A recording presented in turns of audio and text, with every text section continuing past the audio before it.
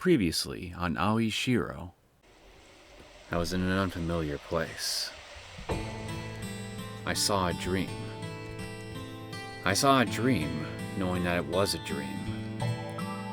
The dream me was much younger than I was now, and had glossy, long, jet black hair. I don't remember the length of my hair ever being past my shoulders. Since the person in the dream wasn't me, it wasn't reality. What exactly was this? Were they telling me to wear this? Yes, they are. It seemed to be a really incredible swimsuit. いきなり喧嘩を売るような態度を取るのはやめてほしいわね。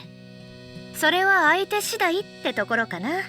12 seconds later. Beneath the Tokusaki no Tsubaki, whose blossoms had scattered, that person was there.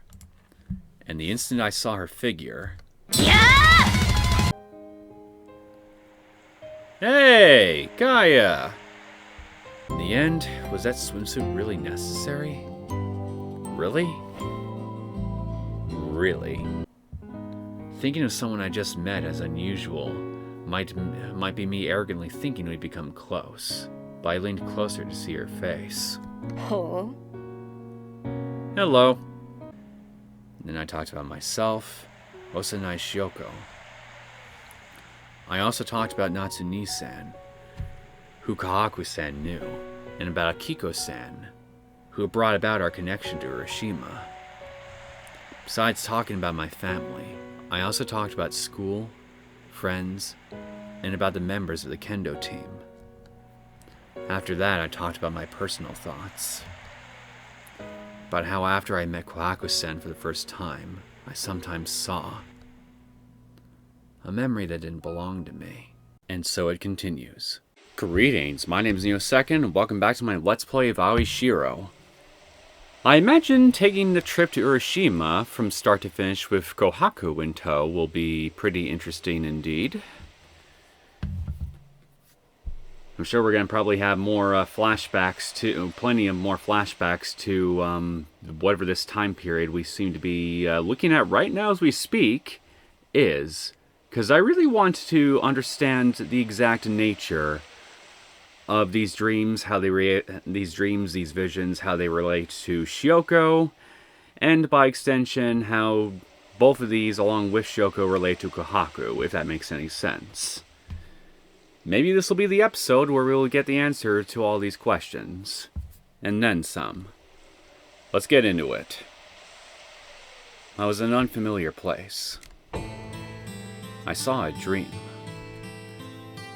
I saw a dream, knowing that it was a dream. Or have I heard that before? I saw a dream, knowing that it was a continuation of that earlier dream. I, not me, but someone else, had long black hair and... As far as I could tell, I saw a dream where the Kohaku-san I knew appeared. Tokihito. Yeah. Oyasu. Oyasu? Is that my name? Hi. The me in the dream was called Oyasu by Kohaku-san as I acknowledged that, and said yes in return.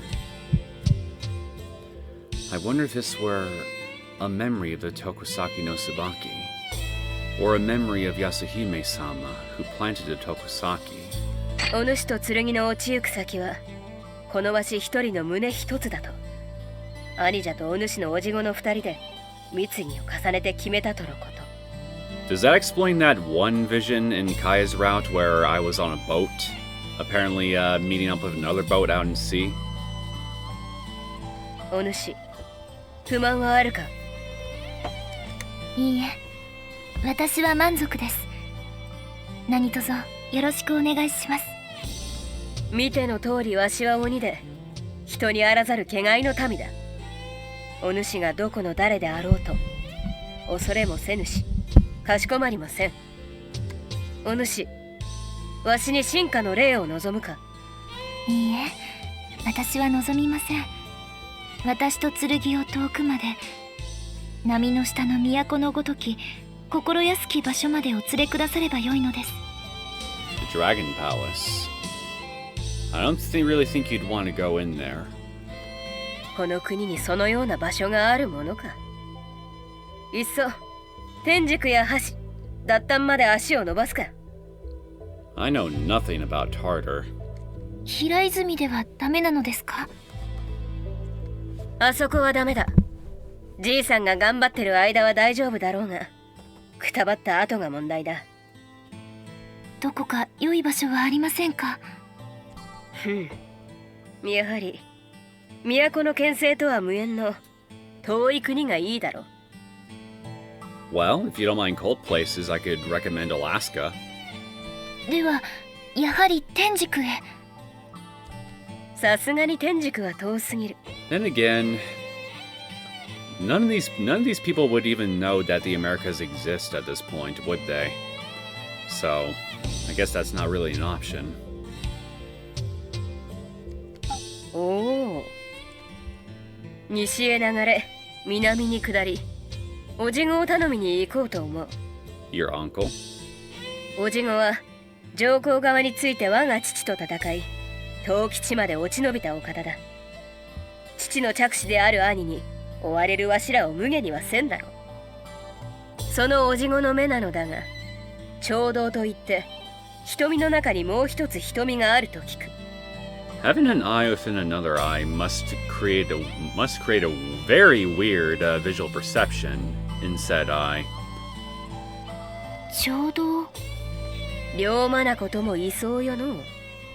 片側のみのわしの目など面白がりはしてもさして気にはせぬであろう。 This was a dream about how Kohaku-san obtained the sword of Yasuhime-sama and sealed it accordingly. I, Yasuhime-sama and Kohaku-san avoided attention and headed far west and far south at times, disguising our appearance even. And after crossing over several thousand kilometers and across the waves, we arrived at the Dragon Palace in the south. Is it me, or is the music louder than normal? 設定をテキスト関連の設定よ。表示速度の設定ね。 Alright, サウンド関連設定はSE の音量調節よ。 I think it ボ was イスの音量とし SE の音量調節よ。BGM の音量調節よ。 there we go. サウンド関連の設定。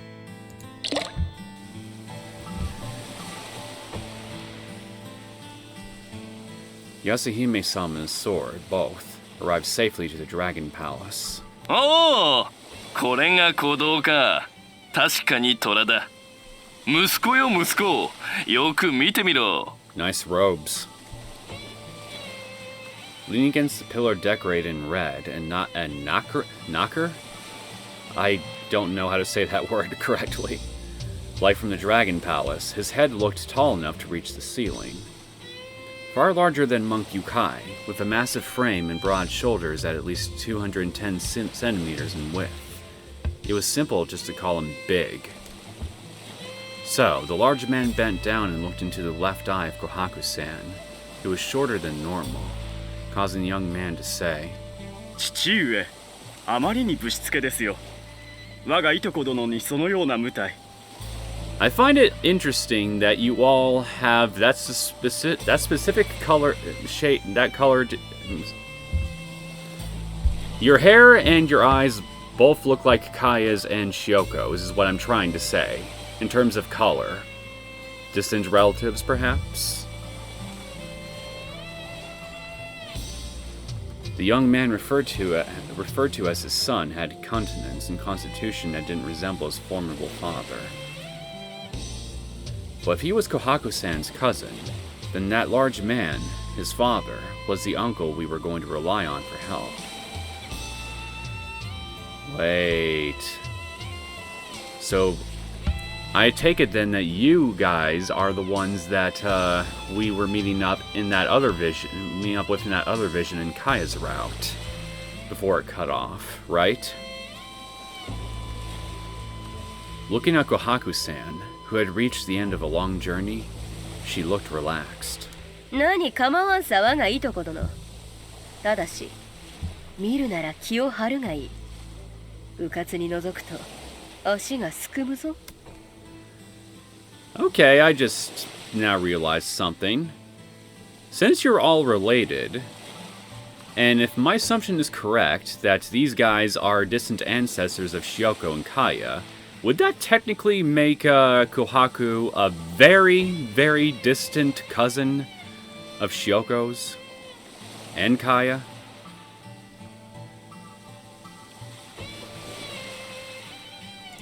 それは恐ろしい。まあ珍しいものだし関心はするがね。俺といいお前といいうちの血筋は力が目に出やすいのかね。Kohaku's uncle's voice recordings have a noticeable different quality to them. It's kind of off-putting. With a large face fitting for his large frame, he opened his eyes wide as he said that. He had a jovial look on his face as they had a staring contest. Kohaku-san's uncle then reached out his hand towards me.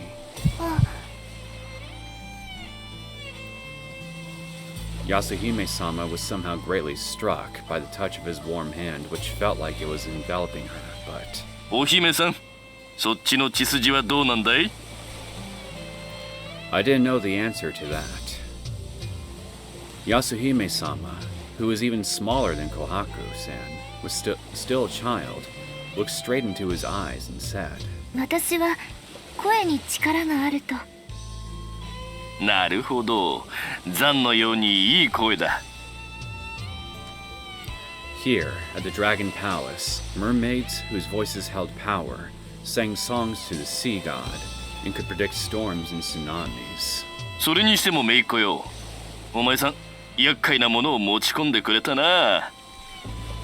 He looked at Kohaku-san as he said that. Yasuhime-san's shoulders dropped a little. 厄介なものとは私でしょうか。お姫さんはそれほど厄介ではねえな。He lightly patted her on the head, as if saying any child, no matter where she was born, shouldn't need to worry about that. あなたが元の名前と姿で失われた権利を主張するのでしたら、厄介なヤマトとの火種になるのでしょうが。Kohaku's cousin knitted his graceful eyebrows, indicating that wouldn't be good, but all of it depended on me. He smiled once more. ただのおやつとして生きるのであれば何も問題はありません。ここで可能な限りでしたらお世話いたしましょう。I feel like that I'm having a noticeably slow time processing some information here. I feel like I should just be getting like that here, but so okay, what was that name? Oyasu, thank you. So Oyasu and Yasuhime-sama are the same person. So if these are past memories I've been looking at up until now, and I'm Oyasa and / Yasuhime-sama in these, then, well, I guess that would then mean that Syouko is a reincarnation of Yasuhime-sama. But that just makes me. But if that's true, then that just begs the question. Then that just raises a big question to me, because if Syouko is Yasuhime-sama, but reincarnated in a modern form, then who is the spirit that sometimes possesses Nami? The one that claims to be Yasuhime-sama? Like, is this a kind of work here where reincarnated versions of certain spirits and older versions of said people can exist simultaneously in the same universe? Like, I don't know, like something out of Inuyasha? Or is there some deception going on here on the part of the spirit that inhabits Nami?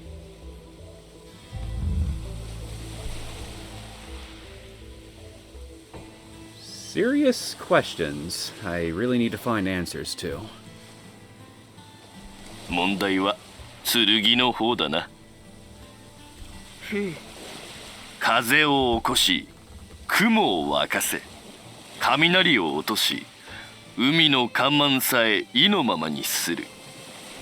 一応悪さができねえようにきっちりと封印しといたが、何かあったらことだよな。我が国とて人事ではありません。剣の封印を守る役職でも作りますか？おお、決めた。何を決めたのです、父？国のことはお前がやればいいから、俺はそっちの方を何とかしようと思う。その役職、俺と何人かで受け持とうと思う。That was the beginning of the Suten group of the Onikiribi that Migiwa belonged to. The origin of the group, with the letter for heaven in its name, was to seal and guard the sword. After that, for a while I, Yasuhime-sama, was able for the first time to enjoy some peaceful days. クロウ様は虎姫とも呼ばれたそうですね。苦労はやめろ。それから虎姫はもっとやめろ。I'd be more inclined to call her Palm Tiger because of her stature, shall we say. カナンでは虎のことを平と呼んだそうですよ。それが虎の語源なのかもしれないそうです。虎姫、平の姫。お揃いですね。ふざけるな、わしは。Far to the south, at the land of the Dragon Palace, I was taken care of by people precious to me, and the days went by happily.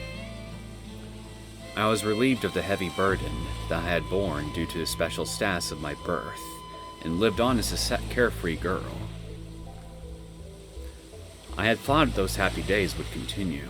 姫君よ、いとこ殿をお探しかね？この数日見かけませんが、クロウ様はどちらへ行ったのですか？あいつはヤマトに戻ったよ。双子の兄弟を助けるためにな。クロウ様、琥珀様が。I had thought those happy days would continue. 琥珀様。I saw a dream.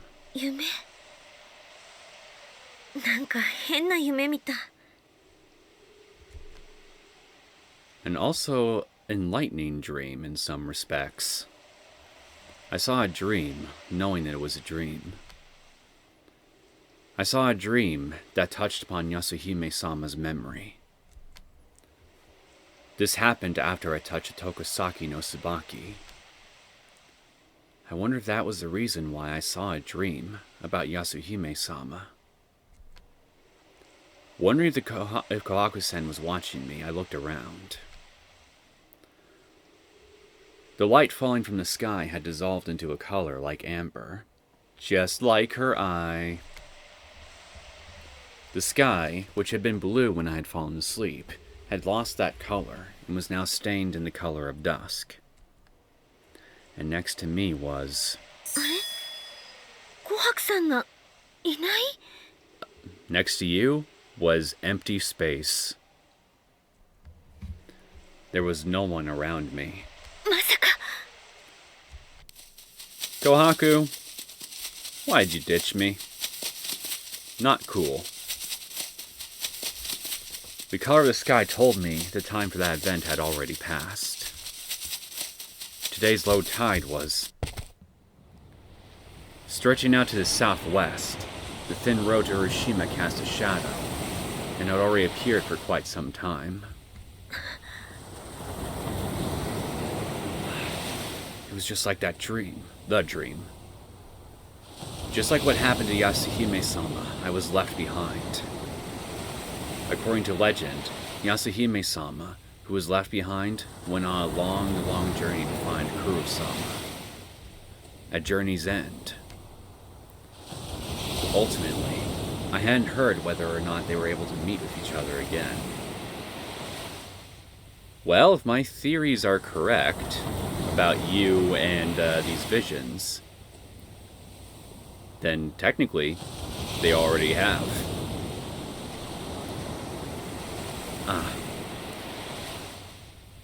If I chase after her now, I might be able to make it to Hiroshima before this road disappeared. However, I was the captain. I had wandered off during the day while wearing a swimsuit. Since no one had seen me, I wondered if they were worried. Anyways, I wouldn't be able to chase after her the way I was dressed now either, and I doubt you have your cell phone on you too. So, once we make it over there, the only way we'll be able to really call for help is sneaking into the Kata mansion and using his phone while he's not around.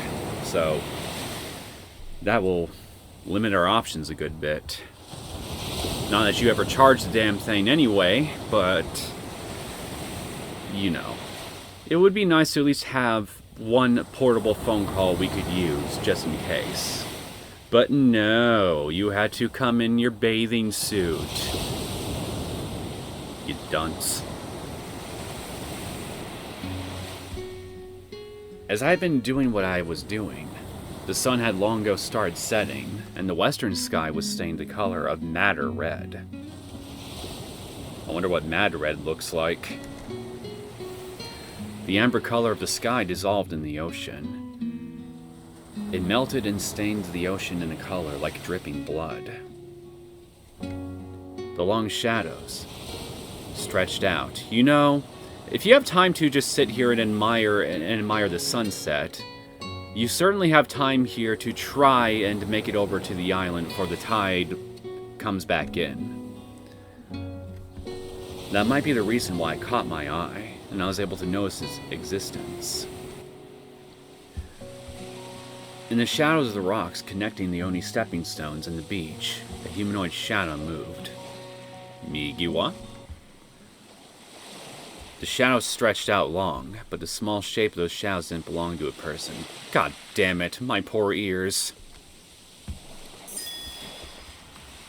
There's more you at a time like this?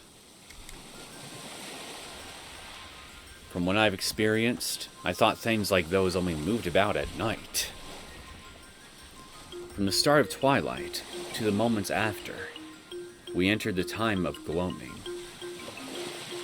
Ignoring the ambiguous meaning of night, was the third quarter of the hour of the ox a time when Moryu ruled as well? If Moryu were from the ocean, now might be a suitable time for them, since turning away from the sun would hide one's face.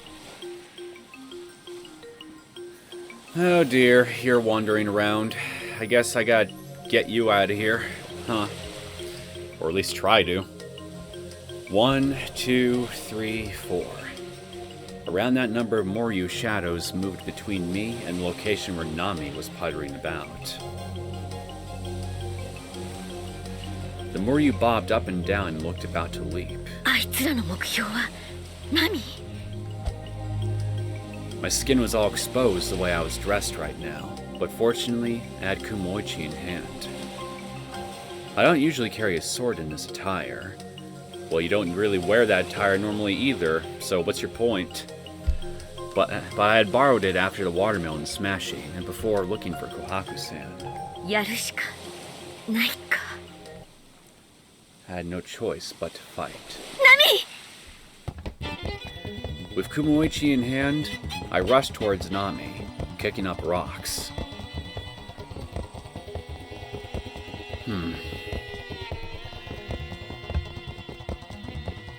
Well, the last time I tried this specific set of options in another route. Didn't taking Nami and run just result in me getting killed? I'm trying to remember.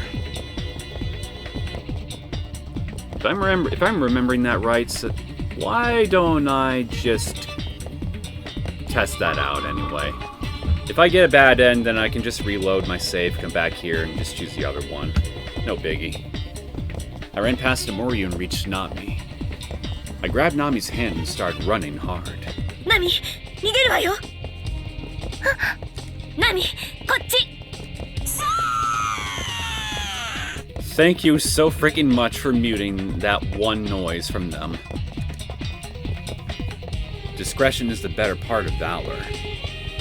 There was no mistaking that even getting grazed by the claws of the Moryu while wearing a swimsuit would be a catastrophe. Yeah, I guess it would be. Taking Nami's hand, I left that place. Well, holy shit! We didn't get killed.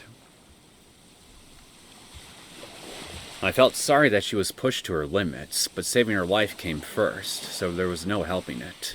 何大丈夫 I'm going to say she'll live. I didn't see any other Moryu, but the sun had already set, and the wind was getting stronger, so Aoi Sensei came out to call everyone back. 幼いさん、今までどこに？いやそれは Anyways, it seems we were able to avoid the worst possible situation where the Moryu attacked the team members. I changed my clothes at the temple and went back to the Oni stepping stones, but the top of the rocks were already getting wet. If you were an Olympic swimmer, I would recommend just trying your luck, but since you're not, go fetch Momoko. We'll use her as a makeshift boat. They would soon sink beneath the waves. I didn't make it in time. The setting sun burned into my eyes. No, seriously, use her as a boat. She's got enough energy in that tiny frame of hers. I'm certain that if she waved her limbs enough here, she could propel you to the island very quickly, like a motorboat. Jet ski, like a jet ski even. The ocean had been the color of amber. Now it turned to purple, and from there, into a deep lapis lazuli color.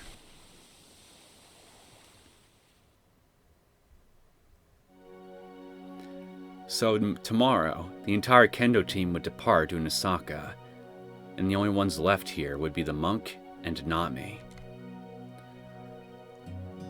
For our last meal before reluctant parting, we had a barbecue complete with Urashima Wagyu beef and local ingredients. We hadn't planned this a priori, so we bought what looked like what we liked and ended with a lot of food. We also had fun playing with fireworks. In order not to have regrets about the camp coming to a close, everyone was eating and playing to their heart's content. I was the only one who couldn't partake in that feeling. Kohaku-sen had probably gone over to that island. She should be meeting up with Migiwa, who had gone on ahead. And perhaps they would also meet Natsune-san.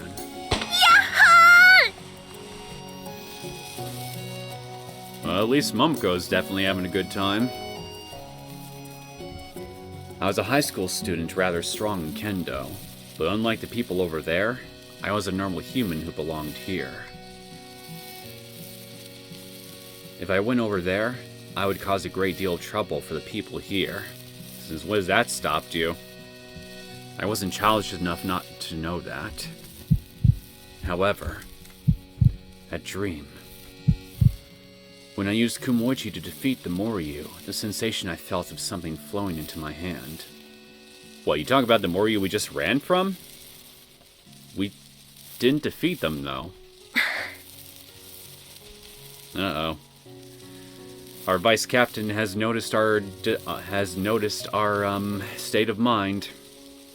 I was the only one who couldn't partake in that feeling.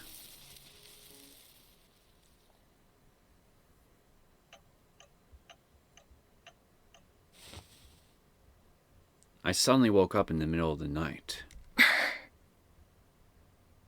And here I was expecting her to come up and ask me what's wrong.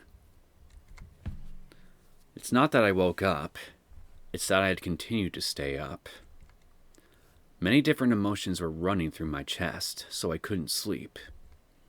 Like how the waves near the reefs on the shores of Neosekken were complicated.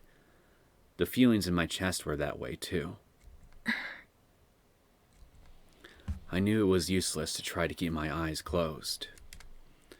If I shut my eyelids, my feelings would become even more vivid. まったく There really was no helping it. Though it would accomplish nothing, I took the familiar kumoichi and headed towards the only stepping stones that Migiwa had guarded.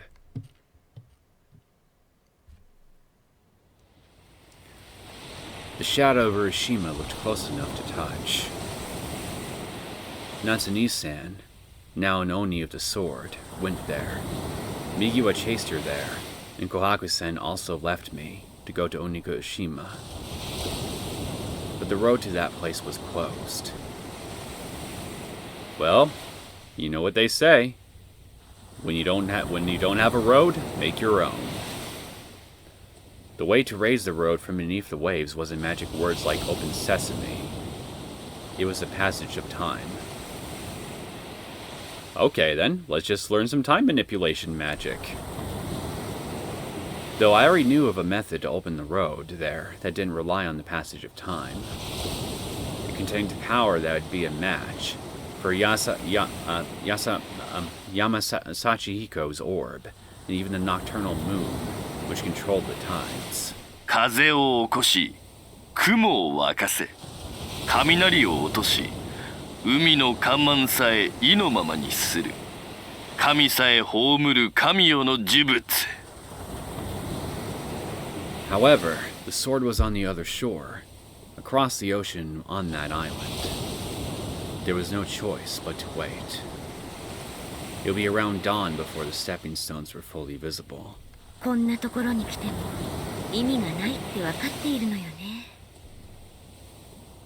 I had been tapping the wooden sword against the stones near my feet without being aware of it. The rhythm of my tapping was probably several times faster than the speed of the hands on a clock.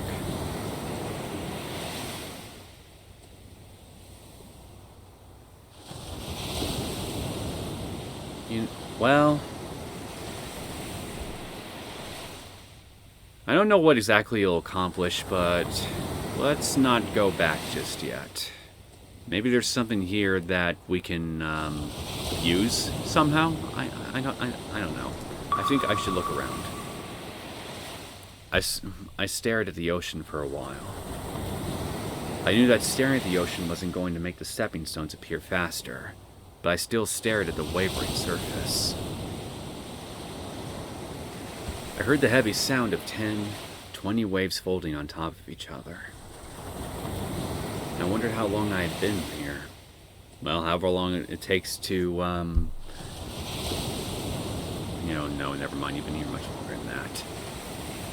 I didn't notice any difference in the height of the waves, so it shouldn't be hours, but it might have been tens of minutes. After staring at the ocean without doing anything for a while, I returned to Shoshinji. あれ? I looked at the futon next to me. The futon that Nami should have been sleeping in was as empty as mine. Oh, shit.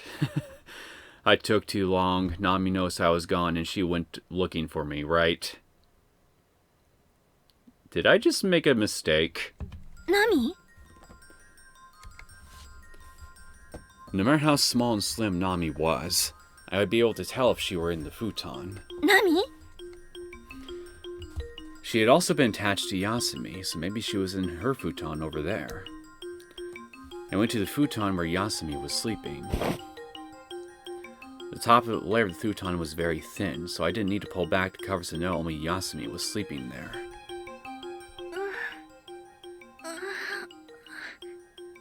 Syouko senpai? No, I'm not Syouko, I'm Santa Claus, and I order you to go back to sleep, otherwise you're not going to get anything for Christmas later this year. Yasumi pulled back the futon and rubbed her sleepy eyes as she woke up. What did I just say? After a yawn, she finally woke up.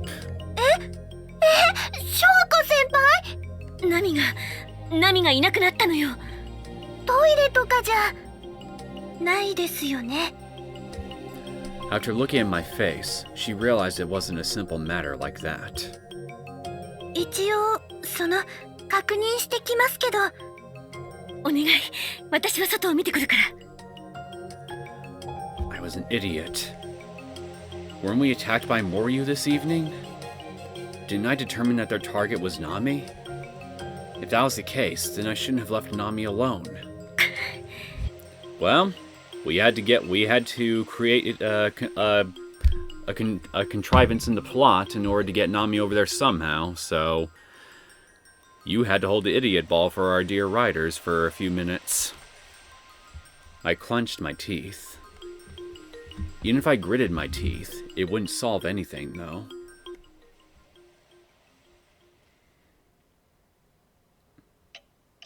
It's been quite a while since Yasumi woke everyone up to look for Nami, who disappeared. But time felt shorter since we were in a hurry. Everyone was desperately searching, but I was certain that no matter how much we searched here, we wouldn't find Nami. The little mermaid who floated here from the ocean over there was brought back to where she came from. To the island where Natsune-san headed after stealing the sword from Suten, and where Migiwa disappeared, chasing after her. Everything was at that island. Then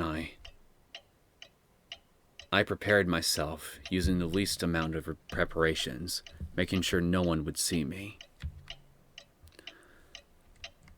They would definitely stop me if they knew what I was doing, so I was careful not to let anyone notice. There was still a little time left, until low tide. As things stand, 天気やっぱり良くないわね。 For a second, I thought that thunder I just heard was real thunder, and I'm like, oh god. The weather. Oh. It would probably start raining on the way there. Better not slip. If I fell into the ocean, there was a high probability that I wouldn't be okay. Even then,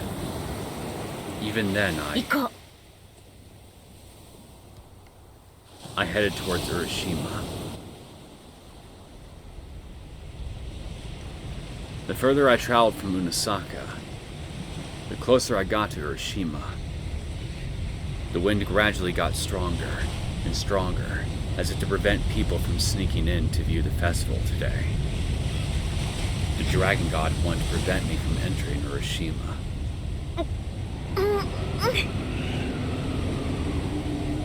The strong wind felt as if it would blow me away. I clung to the rock for support and endured it until the wind stopped.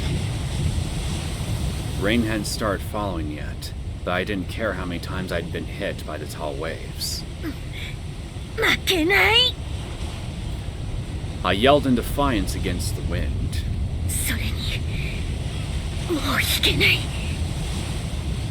I shouted to encourage myself.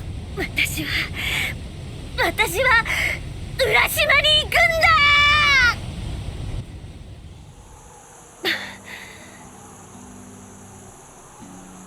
sought shelter in a cave that blocked the wind. I was finally able to take a breath. Water dripped down from my hair.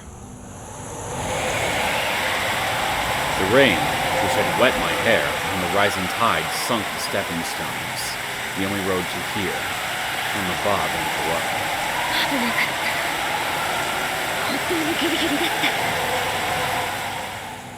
I hugged my shivering body and slid down against the rock face that I was leaning on.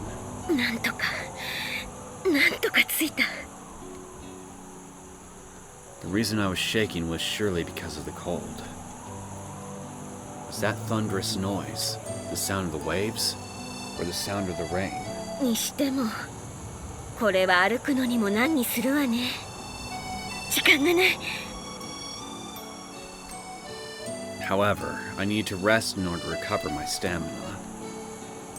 If I didn't rest, then my body probably wouldn't move when I needed it to. I removed my wet shoes and started to massage my aching feet, which had made a forced march through the storm.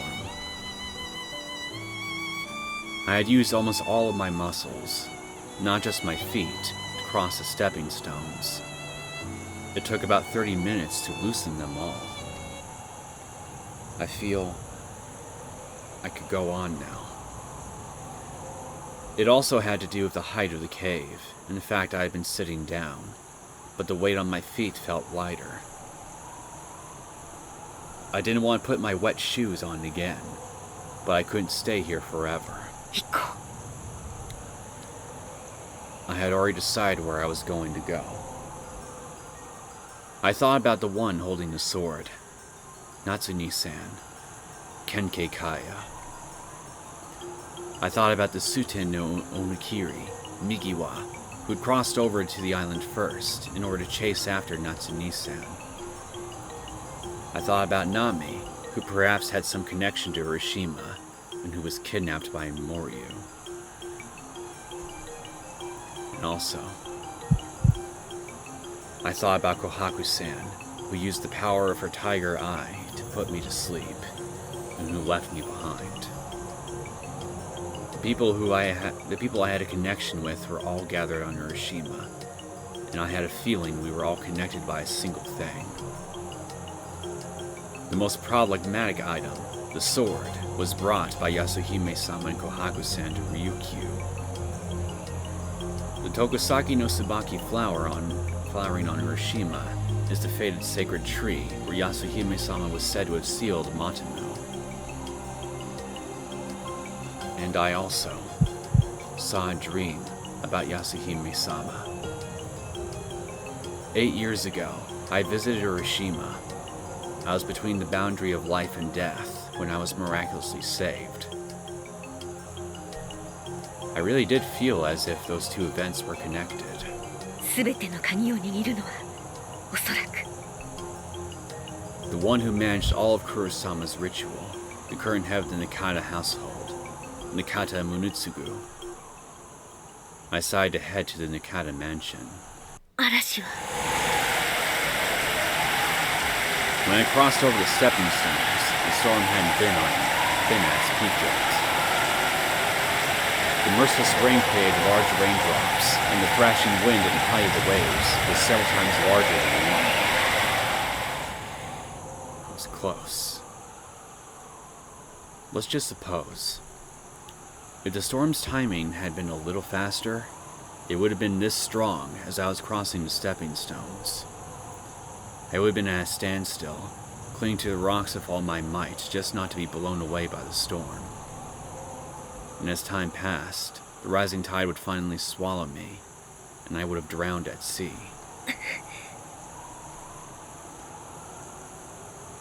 I clenched my teeth to stop the shivers running down my back. I didn't come to Hiroshima to play some innocent adventure game. I was prepared to risk my life.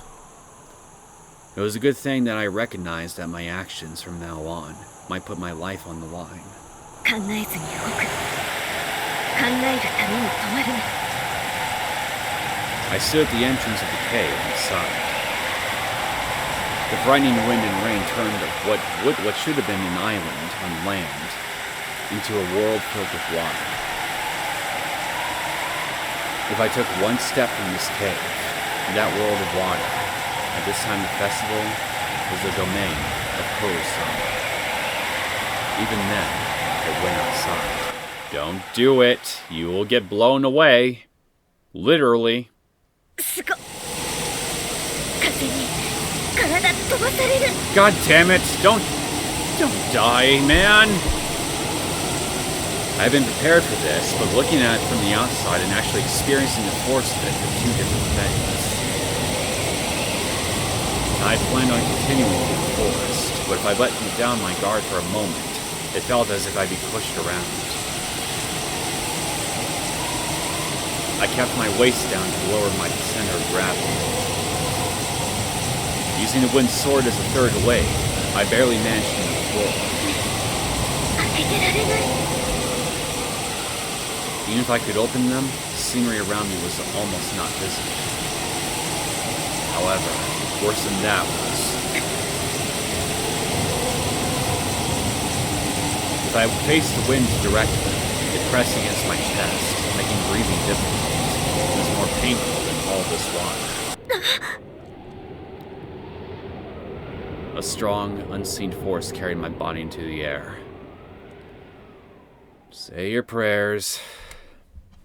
Before I could put my foot on the ground to step forward, the wind blew under me and carried me away. I only rose up for a moment, feeling weightless, as I lost my sense of up and down and was blown away in this chaos. Up should be where rain is falling on me, and down should be where the opposite direction. As a calm part of my brain was thinking about that, the sensation of being blown around stopped. I might have been pushed up by the wind a bit, but it wasn't to a great height. However, my feet didn't land on the ground. I should have been walking through the forest, so when did the area around me open up? Strong wind distorted my field of vision, and all I could see was a muddy, gray color. The reason my feet didn't touch the ground wasn't because time had felt prolonged. I understood that right now, I was falling down with increasing speed.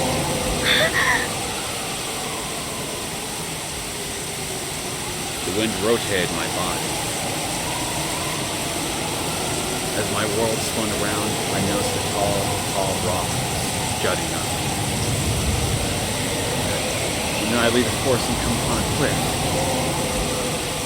No, there might be cliffs within the forest. You know what? If I've seen this before... Kohaku? I heard a voice pass the wind sound of the wind. I heard the sound of kimono fluttering. Syouko! Kohaku-san! 気づいたか、このバカが。 Save me!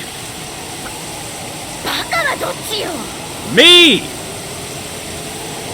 I'm the idiot. Or rather, you are. I would force your butt to stay put. She had chased me by jumping down. 一緒に落ちてどうするつもり私は戦力外なんじゃないの置いていかれたことを拗ねておるのか意外に可愛らしいやつだなわしを誰だと思っておるお主のような棒振り一辺倒の不器用者と一緒にしてもらっては困る Yeah, well, this baton can hurt Oni. 汝が主琥珀が召し譲るキヨ Walking in the rain and wind, the already dark sky turned an even darker shade. Right above our heads, something large covered us, blocking the rain and the wind. The rain hitting my skin, and of course, the rain coming from the side wasn't blocked though. Kohaku-san was holding me with one hand. She stretched her other hand out into empty air. おにわか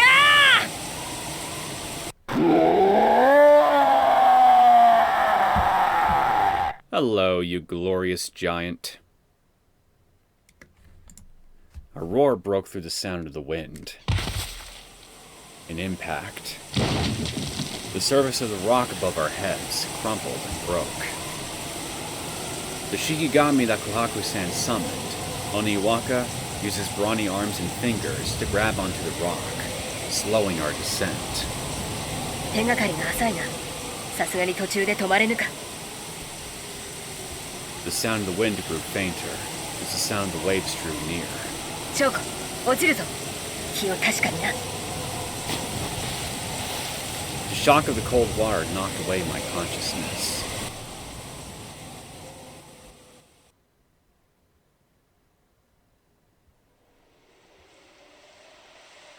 I was in an unfamiliar place. I saw a dream. I saw a dream, knowing that it was a dream. I wondered if it was going to be another dream about Yasuhime-sama. It was probably a dream where I would become Yasuhime-sama. In front of me was Kohaku-san, who looked a little younger than she did now, and with noticeably darker hair. And normal-looking eyes. Her skin was white, but not unnaturally so. It was different from having a lack of color. Her long hair was jet black. Wait, something wasn't right. When Yasuhime-sama had met Kohaku-san for the first time, Kohaku-san already had the appearance she had now.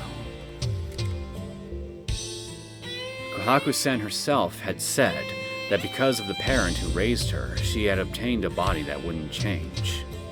If that were the case, was this a scene from before the time when the two of them met? Dummy. They're the same person. Then, if that were the case, who exactly was the person in front of the black-haired Kohaku-san that she was Oh, wait. Maybe that's it. Maybe that's her twin brother. No. Was the person I was looking at really Kohaku-san? The answer was no. That person couldn't be Kohaku-san. The open left eye wasn't the tiger eye that Kohaku-san was born with. Instead, it was a calm black orb. Then, who exactly was this child?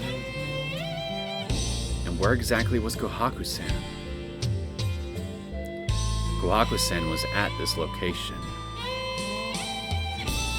I knew that amber-colored left eye reflected in the pupil of this child. However, Kohaku-san looked slightly younger than now. This wasn't a dream where I became Yasuhime-sama. It was one where I became someone who had the eye of a tiger. I was seeing a dream where I'd become Kohaku-san. I was Kohaku-san, and I was facing someone who looked exactly like her. Yeah, definitely her twin. That's right. In the previous dream, didn't Kohaku-san's uncle say she had a twin brother? Then was this child him? この山は深いからね。コリの類が化かしに来たのかい？わしは狐でも狸でもムジナでもない。では有略亭の前に現れた一言主のようなものかな？違う違う、そうではない。この姿はわしのものだ。私の姿を写し取ったわけではなく？そのつもりなら肌も髪もこの目もうまい具合にお主に似せるさ。君は虎。拾うてくれた男には虎という名で呼ばれておる。なるほど、虎か。さもありな。Right now, both of Kohaku-san's eyes were open, and he was probably looking at her tiger eye. あまり好いてはおらぬがな。それはなぜだい？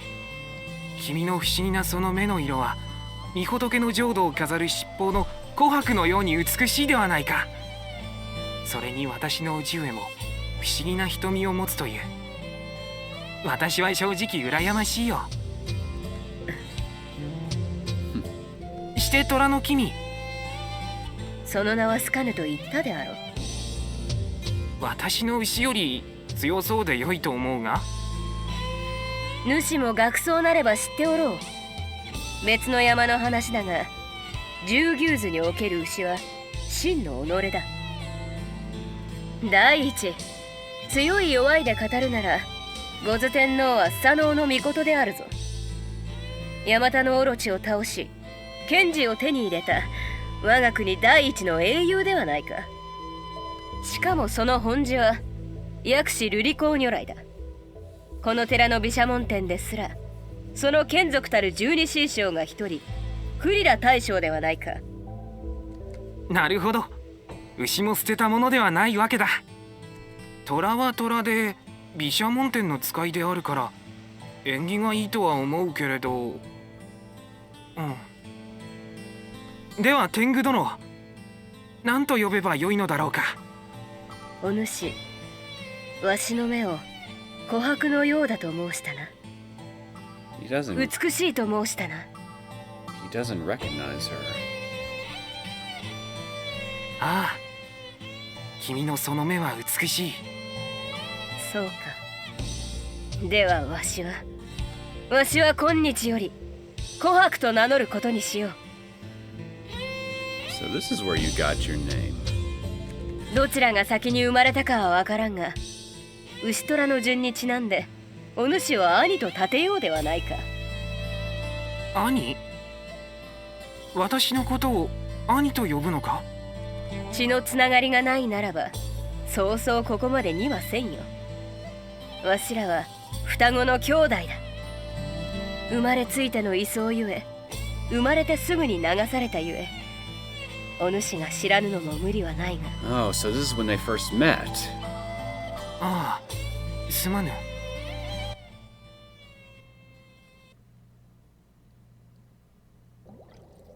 I was in the middle of the ocean. Ah, that's right. I had continued moving onward in the middle of a storm and fell off a cliff. I fell from a cliff? If I fell from a cliff into the sea, then I should be in the middle of the ocean right now. I was sinking in a sea that was stained in red. It hurt. It was hot. It was painful. I wondered if I had cut myself on the rocks when I fell down. Someone was there, past the sea that was stained in blood. Her long black hair swayed among the waves. I knew this person. Compared to my dream, she was taller and more girlish, but this person was without a doubt. おい、しっかりしろ。 The voice really didn't match the image. わしのこの血は毒物でもある。万が一には死ぬかもしれん。しかし、このまま手をこまねいていては。 Since this Yasuhime-san looked older than the one I knew, perhaps her voice has also changed. どうする？ Though her outward appearance was that of a princess, the way she talked was exactly like Kohaku-san's masculine way of speaking.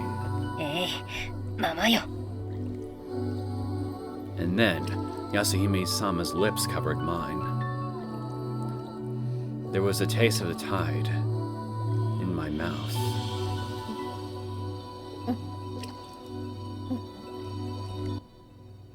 It was thick and viscous for being salt water. It was also somehow sweet. It was the taste of life.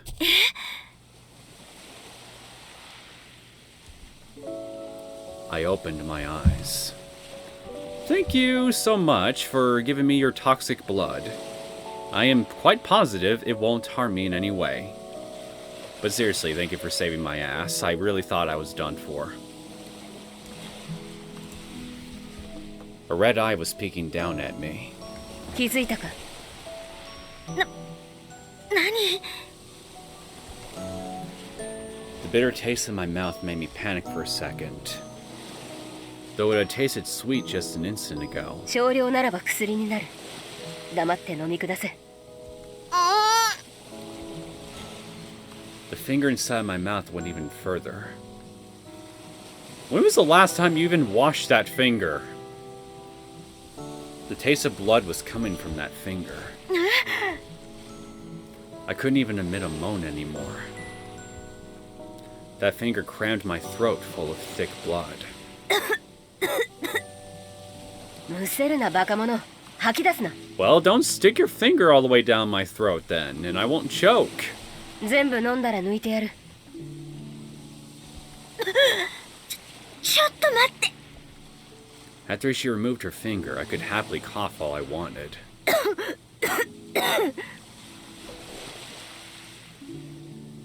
You would make for a great nurse. An assertive nurse. My face was surely red, and my eyes were full of tears. It was unpleasant. I wonder if this is what was meant by the saying, good medicine is bitter. Yeah, well, good medicine also doesn't tend to shove a finger down your throat. Or perhaps this pain was due to the stomach acid building up inside me. なんでこんなこと。ずいぶんと顔色が良くなったではないか。これだけ咳込めば誰だって。威勢の良さも戻ったか。ひとまずこれで大事はないな。まあいろいろと思うところがあってな。ありがとう。 Kohaku-san was the person who had saved my life. Technically, it was Oniwaka that saved our lives. 昨日の借りを返したと思ってくれればそれでいい。 So the next time you see the big hunk of ogre that is Oniwaka, give him a high five on his index finger or something. お主はわしのこの目をきれいだと言った。わしのこの目をマジと見てきれいだなぞと言ったのは我が兄弟ともう一人、そしてお主で3人目だ。 Or to be more accurate, possibly, technically, the second.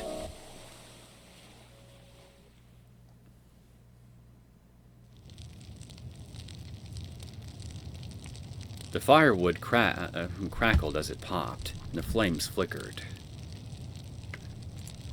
Outside the small shrine, the wind blew away the summer heat, and the falling rain beat the heat out of the ground. Though this was summer in the south, the temperature had been reduced enough that it felt chilly. We were soaked after falling into the ocean, so we rested to recover our stamina, as well as to dry our clothes.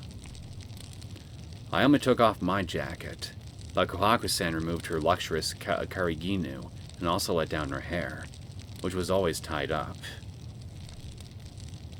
Kohaku-san removed the men's clothes she was wearing, and you could tell her growth had been stopped before maturity, but even then, you could clearly tell her gender, and that she had the body of a girl.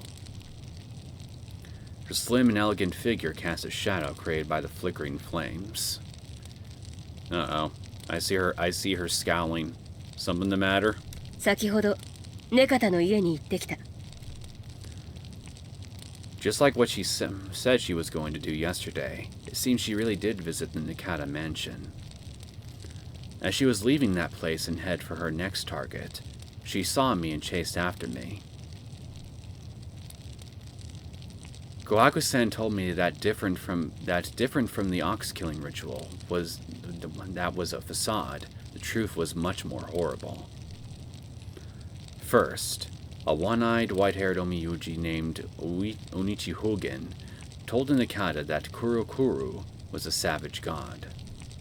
To appease it, either the firstborn of all living things, including humans, or 1/3 of the children needed to be sacrificed. Of course, normally a faith like that wouldn't take root. I'd like to introduce you to the Aztecs, Syouko. You'd probably be quite horrified by what they believed and how they carried out their faith. But because of famine and drought, they were going to die anyways. The disasters completely stopped that year, as long as that continued, the faith in Kurosama took root. The reasons for the sacrifice was changed later on into Yasuhime-sama sealing Matamu in order to sound better. Afterwards, humans didn't need to be sacrificed anymore, which was a good thing, but there was an underside to that. Yasuhime-sama had expended much power to seal Matamu. The Nakata head then cursed her with a seal so she wouldn't wake up. Since she had eaten mermaid's flesh to become immortal, what would happen if one drank the blood of Yasuhime-sama? The Nakata head wrung the living blood out of Yasuhime-sama and used that to create the miraculous Hinokusuri medicine. And also, he thought of a way to use that medicine in order to create a sacrifice that held special power. Using that sacrifice, only one person needed to be offered each generation in order to escape from Kuru's curse. Afterwards, it was decided that the eldest child of the Nakata head would be raised as a sacrifice. Incidentally, 8 years ago, Yasuhime-sama's body disappeared from the Tsubaki shrine. For some reason, though she was immortal, her dead body was found. Like this, sacrificing just the eldest child in the kata wouldn't be enough to complete the ritual. Ba-Ruryu came to Nakata Monutsugu and enticed him with this proposal. If a Yasuhime-sama was needed, then it would be fine if he just created a second Yasuhime-sama. Ruryu knew how to make a person immortal. So if they prepared a vessel where Yasuhime-sama's soul could descend, that basically explains Nami's existence. That was how the Nakata's eldest child, Nakata Tsunami, became Yasuhime-sama. And then, that new Yasuhime-sama disappeared 4 days ago. それって I wonder if that referred to Nami. Well, who else would it refer to? 行くぞ。 Sneaking to the Nakata mansion, Kohaku-san found out from some ancient documents that the sacrifice took place underground. From the countless caves on the western end of the island, we searched for a cave that was an entrance as we went down and down. 何この岩光ってる Like guiding lights, rocks giving off a faint blue phosphorescent glow lines the sides of the cave. The rocks had geometric whirlpool designs carved in them by someone, as they clearly looked artificial. As we head further, we reached a corridor that looked entirely man-made. Perhaps the drainage wasn't good, or the ocean entered from some place, because the road was filled with water up to the ankles. 違う、こっちだ。 As we wandered about, defeating Moryu along the way, we head towards the underground sanctuary. 翔子、そろそろ祭殿に出るぞ。 Our target was close.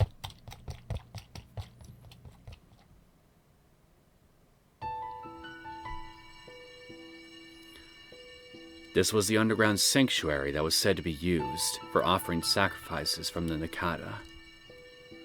When we arrived, there weren't any human figures. No, the correct phrasing would be that there weren't any human figures moving about. ナミ In the middle of the sanctuary was a pedestal made of thick circles with gradually decreasing radi, like some sort of pyramid. Radii? Radi. Like the walls, whirlpool patterns were carved into it. At the top of the pedestal was not a disc, but a rectangular altar. That place was probably where the sacrifice was placed. Nami was lying down on top of a stone altar that looked like a bed. Anyways, in order to save Nami, we rushed up the stair-like pedestal. Now that we were next to the sleeping Nami, 客なら岩倉の牛切りを見に行きな。こっちは見せ物じゃねえぞ。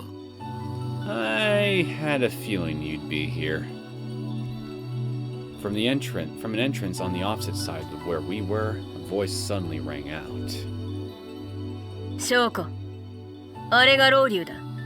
老竜。この島にくだらん猜疑を根付かせた陰陽師。鬼一方言とはあやつのことよ。あれが赤眼鬼。つむっているだけのわしとは違って、ほれ。 The man's left eye was blocked by a silver eye patch that sharply reflected the lapis lazuli light given off by the room. 久しいな。老竜、老竜、馬老竜。直接会うのは何百年ぶりかと思うが、お互いまだ生きてたようだな。800年を生きる体に誰がした？はあ、俺だな。俺がした。俺が作り変えてやったんだよな。承諾を得ずに勝手にな。どうだ。なかなか便利だろう。ところが、お前のこさえたこの体、随分とガタが来ておってな。何かあるたびに長い眠りを要求される。実際のところ、800年は生きておらん。Whoops. そいつは悪かったな。何せ800年も昔の話だ。その頃はまだ完成してなかったんだ。今ならもう少しマシな体にしてやれるぜ。なるほど。その二重の娘、その肌と髪の色、お主が作り変えたのか。The color of her skin and hair was the same as Kohaku-san's. Not quite. The color of her skin and hair resembled Roryu's. As suspected, the eldest child of the Nakata, whose body was changed to be immortal, where Yasuhime-sama's soul descended. You know, speaking of Nakata, where is he? Nakata Tsunami was Nami. ネカタの当主が残の肉をご所望でね。さすがの俺も人魚の肉は持ち合わせていなかったからな。Nakata Tsunami was made into something not human. そのネカタの当主、ネカタ宗次はどうした？ああ、あいつなら。Just as Roryu was about to answer, the entire underground sanctuary shook, and there was the sound of the island rumbling. To Roryu, that seemed like a pleasurable sound from the heavens, since he squinted his right eye and gave a crooked grin. ロウリュ、貴様何を？さて、それは俺の預かり知らぬところだが。Roryu spread out his empty arms, as if asserting that he had been here before the roar started, so he wouldn't be directly involved. 大方、剣が近づいてきてるせいじゃねえのかな。なんだと？ Natsune-san still had the sword? マタムと剣が共振してやがるんだな。なんせ大元は一つの存在だ。そろそろ見物が始まるぜ。見たいやつはついてきな。お題はそうさな。Before Roryu finished speaking, he disappeared into the corridor that he appeared from. 待て！バロリュウ！ Kohaku-sen started to chase after Roryu. She turned on her heel to glare at me, who was still standing at the side of the altar. 王女ショウコ！ Don't worry, I'll bring my stick of destiny with me. I'll whack him with it real good. I was thinking about what to do about Nami. As long as she wasn't part of the ritual, I wondered if it were safer to leave her here than to carelessly move her. Well, my first instinct would be to say no, considering that we did see some Moryu on the way here. The location we were heading to had Natsune-san, who was carrying the sword. And perhaps even Matamu would be there. Kohaku-san and I head for the corridor that Roryu disappeared into. I guess we're not even gonna get a choice for this. At the entrance to the sanctuary, I apologized once more to Nami as we went down a corridor different from the one we entered.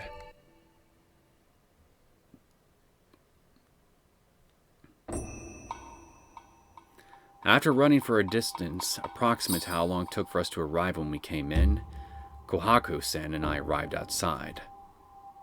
The sun had already set. The cave that served as an exit was on top of a cliff, and we could see the sea into the west. 見ろショウコ、あれが和田摘みの岩倉だ。あれは About 25 meters from the cliff was a rectangular slab of stone. Like the stepping stones, it probably appeared at low tide. I could see 3 people on top there. Using the size of the humans to compare, the shrine looked to be about 10 meters in length and 5 meters in width. Now it was about half the size of a kendo sparring arena. The 3 people that were... One person had already collapsed. Looking from this far away and at night, it seemed to be a girl. Poor Kaya. And there was also a man dressed in a white shirt and white pants. I almost said white skirt. Now there's a haunting mental image right there. Nakata in a white skirt. And the last person who was dressed in black was... Natsune-san fought with a man in white. I could tell that he was skillfully dodging Natsune-san's straightforward attacks. Although, considering this is Nakata we're talking about, he could probably make fighting in a white skirt look cool. And then, Natsune-san was cut down by the man in white. She dropped a black sword in her hand. Natsune-san stumbled, and then fell into the ocean. Natsune-san continued to sink since she didn't surface right away. Natsune-san! At that moment, that sound was heard once again as the entire island rumbled. The monk told us the sound came from the wind blowing over the caves, but my instinct told me this wasn't a natural phenomenon. これはまずいな。封印がもう持たないか。封印？椿の磁力で封じられていたマタムの封印がほころびた。Like Roryu had said, the miasma of the sword would increase Matamu's power, allowing it to break the seal. とにかくそれは後回しだ。Kohaku-san opened up her left eye and glared at the sea god's shrine off in the distance. あの剣を老流に渡してはいかん。By the time we reached the shore near the sea god's shrine, Roryu was already halfway across the floating rope bridge. Moryu had gathered around the floating bridge, so we couldn't just carelessly approach it. Kohaku-san seemed like she could break through easily, but the Moryu would still accomplish their goal of slowing her down. Could we not catch up anymore? Oniwaka could force his way to the foot of the bridge, but it'd be difficult for his huge body to cross the bridge. He'd just sink right through it, I'd think. おい、持っておれ。 As I wondered what she was going to do, Kohaku-san gave me the sword she wore and her sheath, which included Homaru. I understood that she wanted me to hold it, but I couldn't grasp her intentions. Now that she was less heavy, Kohaku-san gently flexed her knees and started walking in the opposite direction of the ocean. 今日の修羅の仇は多祖。 Her lips lilted to one side. 牛尾のおつる暁ならば、修羅の時になるべし。その時は、我が名や名乗らん。 She recited a poetic reply. 行くぞ、翔子。道が生まれる。出てこい、折若！ After Kohaku-san called him, Homaru, which I was holding in my arms, started to rattle as Oniwaka appeared. Now, before you cross on over the bridge, Oniwaka, can I give you a high five real quick? Oniwaka walked to the edge of the cliff and then faced this way. With his back to the cliff, like a volleyball receiver, the massive figure gripped its hands together and bent forward. よし。 With a short, few-meter running jump, she lightly leapt onto Oniwaka's combined fists and... At the same time, Oniwaka threw both his hands up and behind him sharply, in an overswing. She lightly jumped. 義経の浮世の夢橋覚ましたもうなよ。 It looked more like flying than jumping. Her colorful, red sleeves fluttered, and she looked like a butterfly dancing. Kohaku-san flew towards the sea god's shrine. That was why she handed Homaru over to me, in order to make herself lighter. However, a strong wind blew from the sea, causing Kohaku-san's red kimono to flutter. She lost speed. Done in by a random gust of wind. The wind pushed Kohaku-san back, and the distance she would travel wouldn't be enough to reach the sea god's shrine. At this rate, she would fall into the ocean.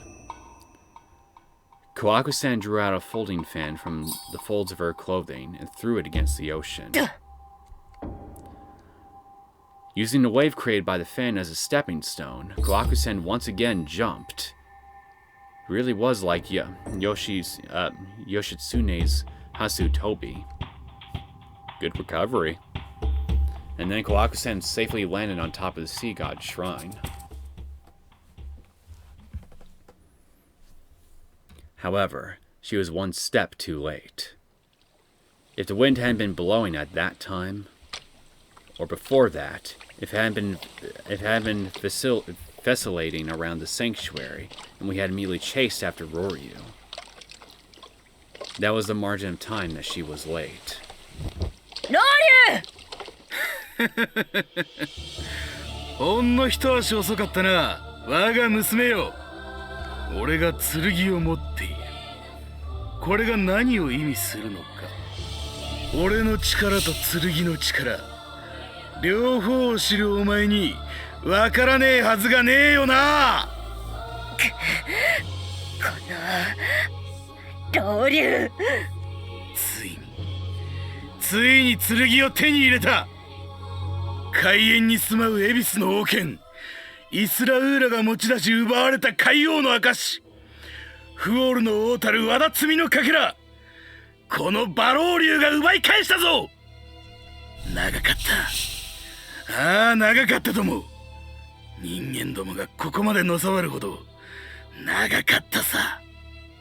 老流、貴様何をする気だ。何をする気だ。そこに門がある以上、やることは一つしかないだろう。開いた門があれば閉じる。閉まった門があれば開ける。やめろ老流。その中にある力は人間が触れてはいけない力だ。He's not exactly human, though. ああ、そうだとも。人間には耐えきれない力だな。その分け見たまである剣一振り取ってみても、まともに扱えるのは神々の末裔たる一部の血統ぐらいしかいねえ。まあ人間にはな。だが俺はフオールの王なんだぜ。As he said that, Roryu extracted a sword that was plunged into the ground. Roryu then raised the sword up high. 海縁に住まう恵比寿、水地の民、フオールの王たるバロールが鍵たる剣を手に門を叩く。Perhaps in response to the power floating out of the sword, the ocean around the sea god's shrine started to glow lapis lazuli. A large source of light seemed to be coming from the middle of the ocean. 開門せよ、開門せよ、開門せよ! The ocean glimmered to the same timing as Roryu's words. It darkened for one beat, and at the next beat became even brighter. 海が The ocean was parted. Like what I'd seen in an old movie long ago, something like a miracle of God was happening in front of my eyes.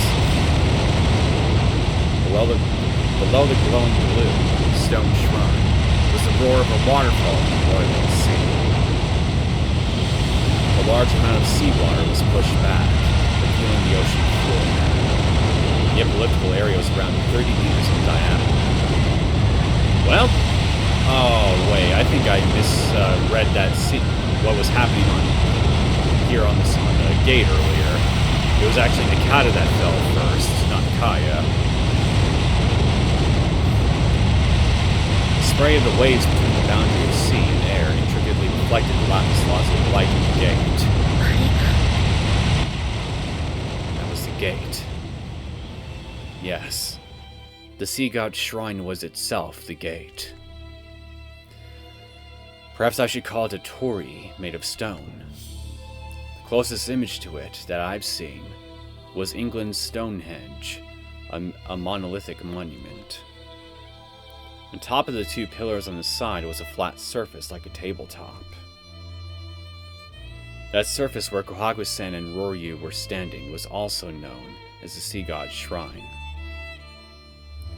Two pillars supporting that surface were also taller than 10 meters and unbelievably large. And past the gate created by those three large slabs of stone. If those were just an arrangement of rocks, I'd be able to see the scenery on the other side, but a strong light filled the lapis lazuli gate. Past those stones was a place different from this one. この開門の儀に必要な力は根方に試させていたんだがな。剣が手に入った以上、それもどうでもいいことだ。Roryu joyously slung the sword around, like a conductor directing a symphony. さあ、開くぞ。開いちまうぞ。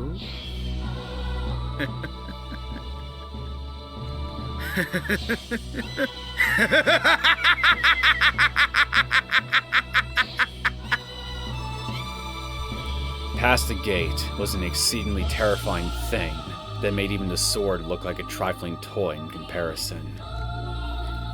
Roryu had to be stopped. He had to be stopped before the gate was completely opened. Even though we knew that, we couldn't move at all. Hey, oh wait, that's right, I have a sword. I heard that an ordinary human would faint just by being in the vicinity of the sword. Even me, for some reason, had some resistance to the sword when I was hit by the power coming out of that gate. The heavy pressure would prevent anyone from moving. Only Roryu seemed to be enjoying himself as he laughed maniacally. And Roryu's arm, which was gripping the sword, was sliced off, right? That's what you get for, not paying attention. A flower of blood bloomed. 俺の腕が、俺の剣が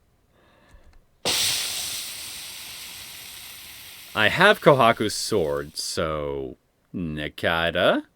Was it you who did that? The tendons of Roryu's arm were cut, and the sword, which was the key, dropped to the floor.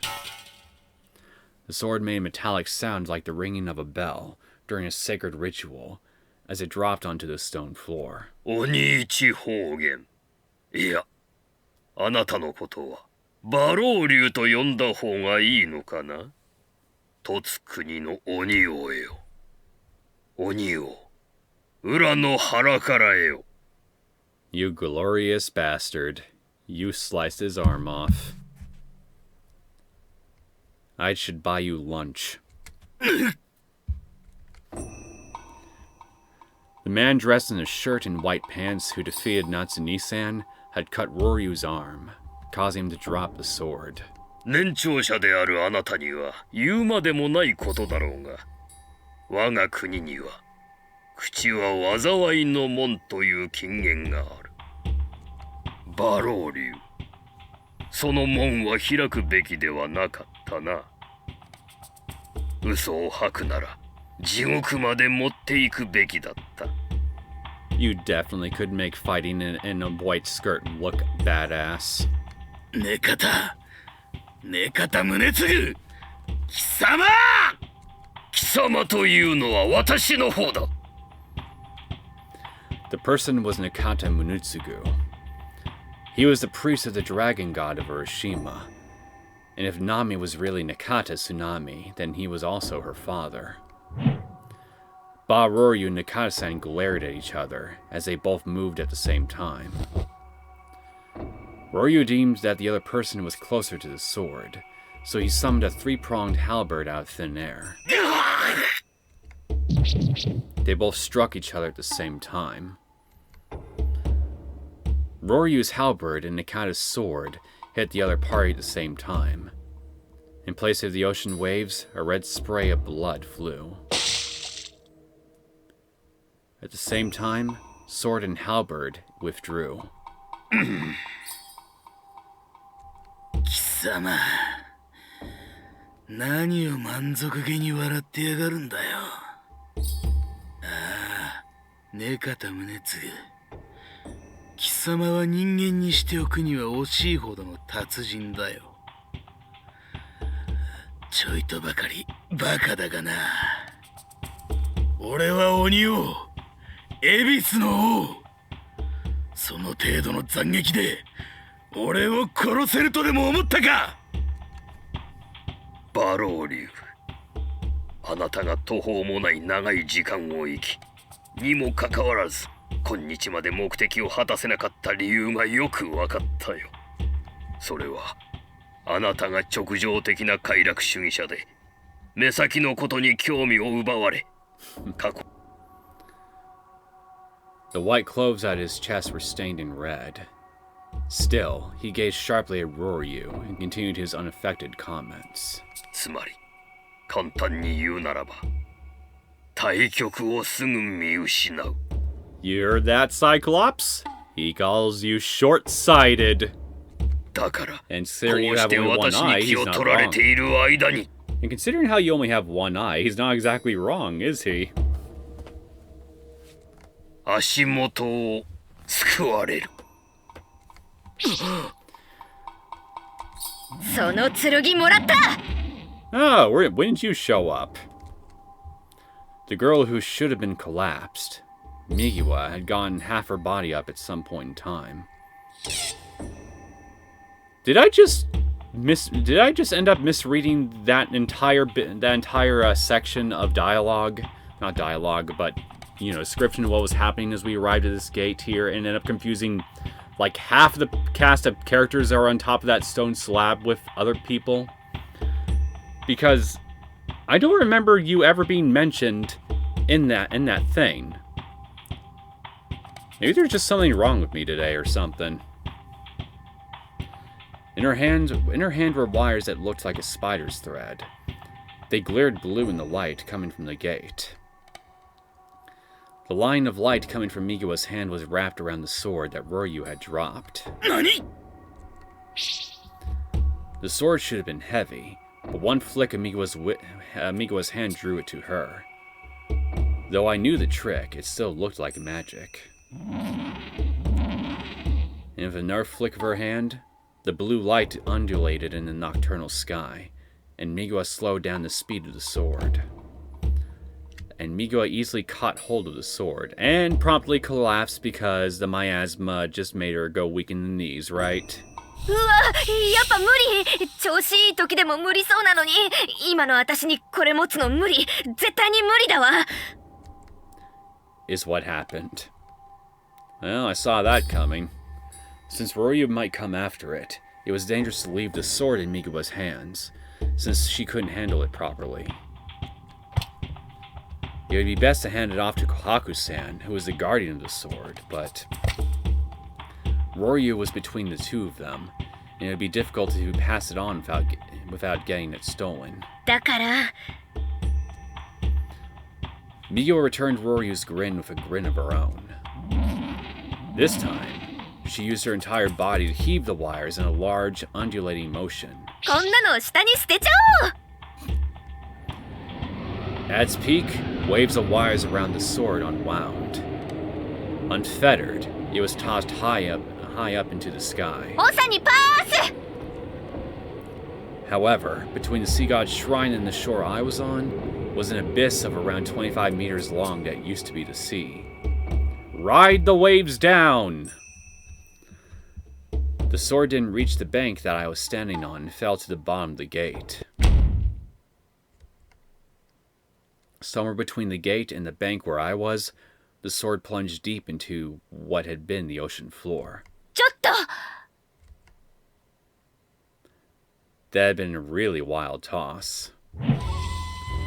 It's okay, Migiwa. You tried. Kohaku-san tried to chase after it, but was stopped by Roryu, who also wanted to dash after it, but was kept in check by her. While Kohaku-san was holding off Roryu, I was the only one who could retrieve it, but then go! If an ordinary human jumped down this cliff, he'd be lucky to get away with just some broken bones. How was I going to get down? You see those waves on both sides of your vision? Ride down one of them.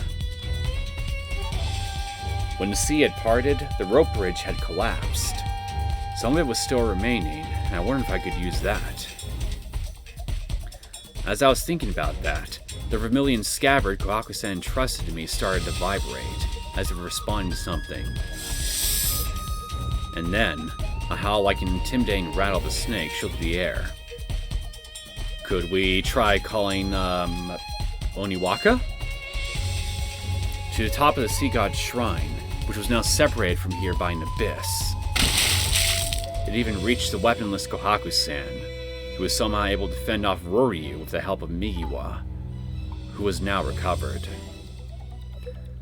Kohaku-san had a hesitant look on her face for a second, but... Oniwaka! In a sharp voice, Kohaku-san summoned Oniwaka. I was attacked with a sense of vertigo and lethargy, as the world around me suddenly turned to dark. Nonetheless, my heart sped up like an alarm clock as the power traveled quickly through my body to gather in the palm of my hand. And then, a gathered power was absorbed by Homaru. In order to collect the power necessary to manifest that steel form equivalent to a castle wall, power was drained from me. However, unlike the genie of the lamp, not just anyone should have been able to summon it, just by holding Homaru in his hand. That's right. There was just a little bit of Kohaku-san's blood running through my body. As my body wavered and looked like I was going to collapse, an extremely large and strong palm supported me. You're a true bro, Oniwaka. I should also buy you lunch. I had been thinking about how to climb down this cliff. Oniwaka cradled me with one hand. Without any hesitation, he jumped down. You read my mind, buddy. He wouldn't have thought that in the same day, or rather, you heard me. I would have thought I would fall twice from a place high up. The earth rumbled, and I felt as if the inertia would break my body. Oniwaka had imitated something like a free-fall attraction at an amusement park as he gently deposited me onto the ground. Mattaku. As soon as I got down, Oniwaka disappeared. However, I knew what I had to do. I approached the sword, put my hand on the hilt, and removed it from where it was plunged into the ground. Seeing me hold the sword and trying to swing it, Roryu increased his distance from Kohaku-san and stared at me, infuriated. It had been in his grasp, but because of carelessness, I now held the sword. With his red eye, he continued to glare at me. I guess carelessness really doesn't leave us even as we reach the four-digit number in terms of age. Huh, Roryu? However, his eyes didn't have the power of Kohaku-san's tiger eye, so it was useless to stare at me from such a distance. By holding the sword, I knew that the weak Moryu wielded by Roryu would be devoured just by touching the sword. Unless he had some hidden game piece, there was no other move he could make. Well, going by that face, I think he does have a hidden game piece. And then Roryu. 王子は蛇の父であり、蛇は王子の父である。 Hidden in the black palm of his hand was the trump card of that Oni. As if predicting that something similar to the power of the sword was coming, I shivered, and a chill ran down my back. With the support of the power flowing from the gate, that terrifying thing was sure to materialize as an incarnation. 始まりは最後、想像は破壊。 Roryu placed his left hand on his silver eye patch. Like Kohaku-san did earlier when calling Oniwaka, Roryu yelled out, "Atamu!" And then, in front of my eyes, it truly was terrifying. Its large and sturdy physical form was plenty enough for it to easily crush me. The disaster sealed by Yasuhime-sama, that beast of calamity which looked like an ox, and also like some savage beast. You know, I'm just now thinking, I know this is a weird time for me to be suddenly thinking this, but I just had another thought as to why Syouko's having these visions of Yasuhime-sama. Maybe it's because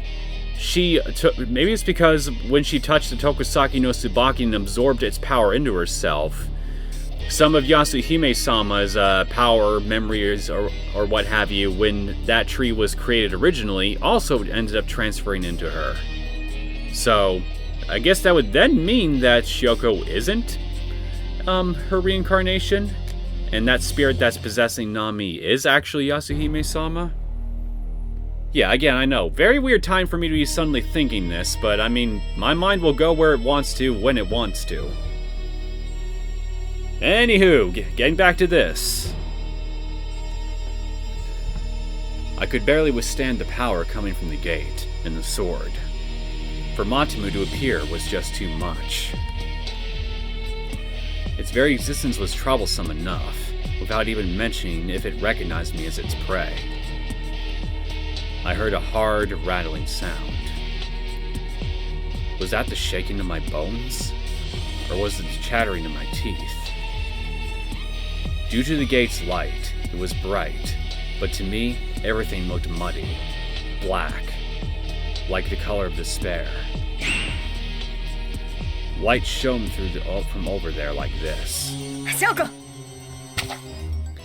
Like sunlight, amber light flashed as someone with white skin and red clothes jumped down, glittering in the light of the gate.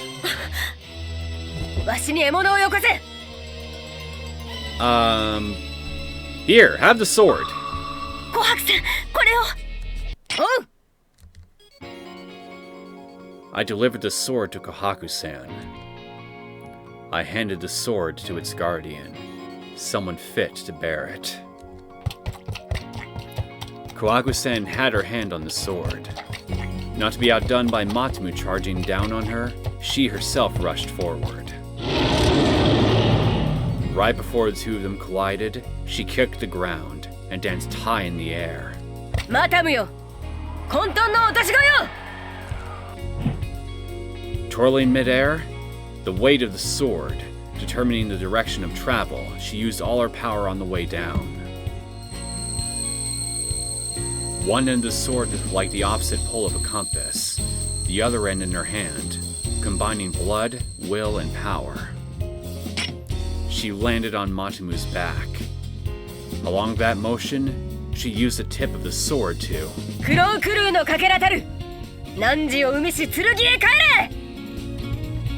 She plunged into Matamu's back.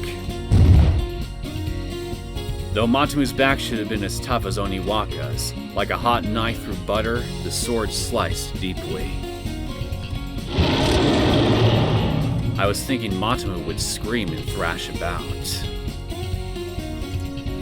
Like plunging a hot skewer into a lake, dense miasma billowed out. My field of vision was covered in black.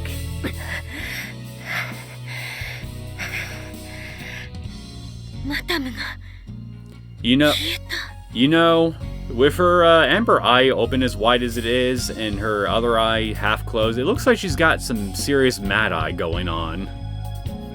The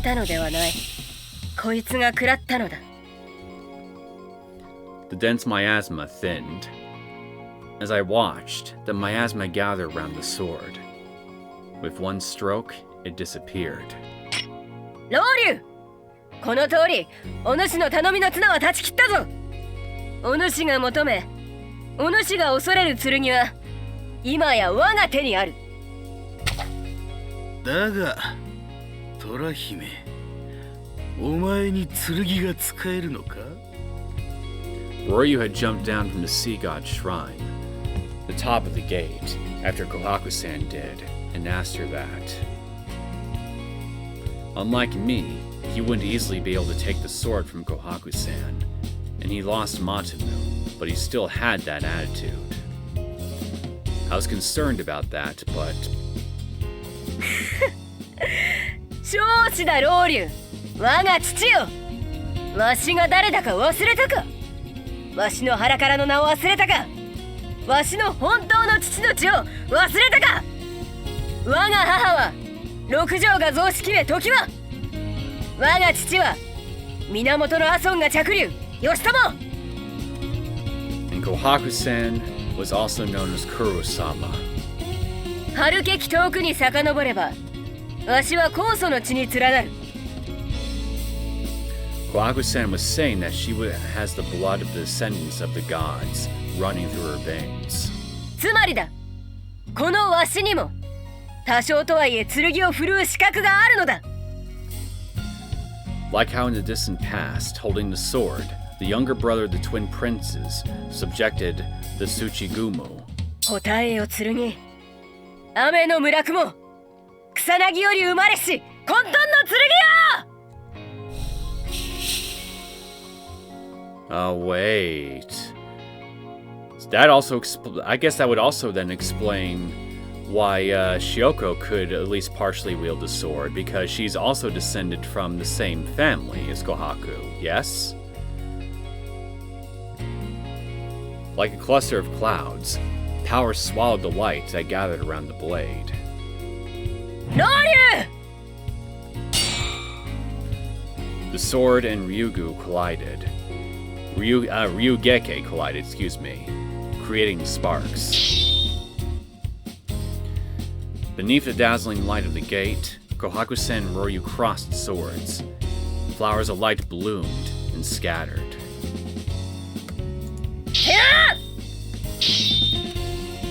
Though the length, weight, and balance of the sword was completely different from Homaru, Kohaku-sen used it the same way.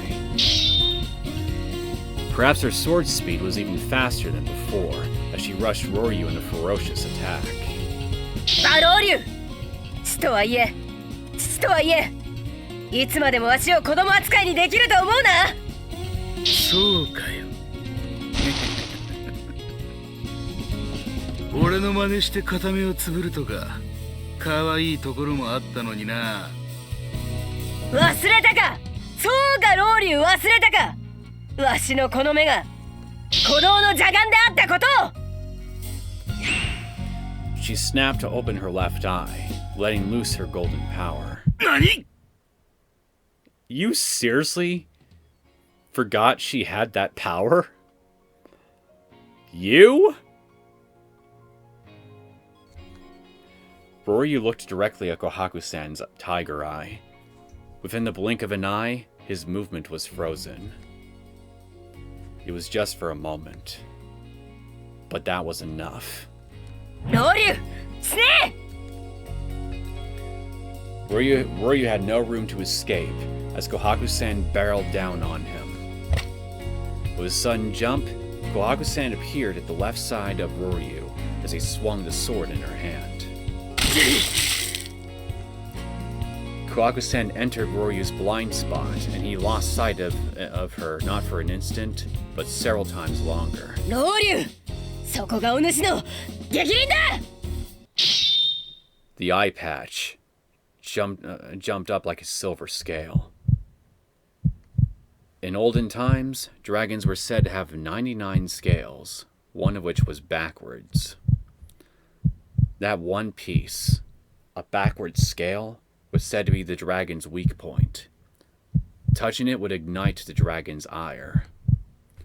And the Horror King of the Deep, who officiates the dragon god's rites, the Dragon King Ba-Roryu, also had a weak point. The tightly closed eye created a blind spot as a weak point. Kohaku-san understood that and thrust the sword there. However, the edge of the sword did not pierce through the eye patch and into the left eye socket to pierce the brain. Perhaps because of its material composition, the eye patch had not a scratch on it. Making a high, clear sound, it flew off. But that was just the initial stage of this match. 艦隊がてめえ何を？どこを見ている馬老流、珍しく隙だらけだぞ。That strike was deep enough that their bodies almost collided. It was checkmate for the king. The sword plunged through Roryu's chest, and the white edge of the blade could be seen peeking out from his back. 終わりだロウリュ。我が父よ。わし以上に不死に近いお主とはいえ、こうまでされては死ぬしかない。Pierced by a cursed item that could even bury a god. As one who was not a god, you would surely die. It had even devoured that Matamu. He was stabbed by the sword which had greater power than Matamu. Roryu wouldn't be able to withstand that.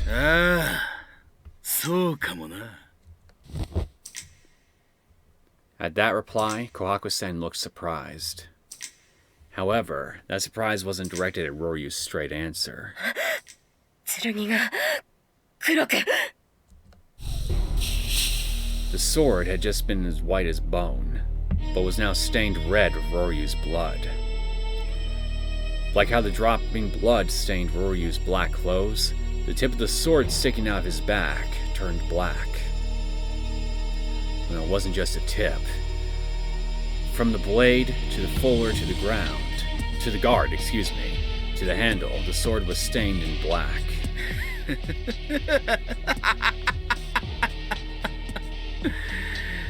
相当食ったな。食らったな。Following Matamu, it had even devoured the power of the Oni King. こぼれる寸前まで、なみなみと。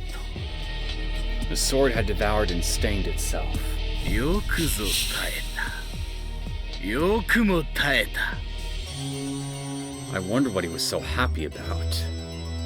His expression was faint, and I couldn't see it. Only the voice of Roryu, who was pierced with a black blade, was joyous. And then, Kohaku-san, who had pierced him, made a pained expression. さすがに混ぜ物だらけの薄い位置では、わしの意志をもってしてもこれが限界か。もはやわしの器では、ひとしずくたりとも受けることはできんな。An ordinary person wouldn't even be able to handle the sword when it was white. もはや器の縁さえ超えた。あとひとしずくでも混沌が滴り落ちたなら、この身より溢れ出していたことだろう。そうかよ。そうとも。だが、混沌の残したる災いまでもが、これに飲まれて消えた今、恐れるべきそのひとしずくが存在せぬのだがな。門を閉ざしてしまいとしよう。貴様の野望をしまいとしよう。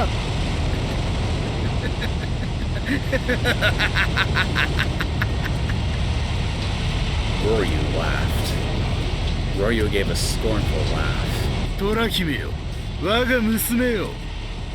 どうして俺がマタムを刺激できたかわからねえか？剣の担い手ならばともかく、この俺が刺激できたかわからねえか？術の方はいまいちだったからピンとこねえかもしれねえが、確か教えたはずだよな。式神ってのは多少なりとも刺激者と同じものでできているべきなんだ。To strengthen the connection and make them easier to manage, the caster uses a part of himself like blood to connect with the Shiki. 何を？ He's gonna summon his Shikigami, is what he's saying. Roryu brought his face close to Kohaku-san, as if trying to peer through her. ならば最後のひとしずく、この俺がくれてやろう。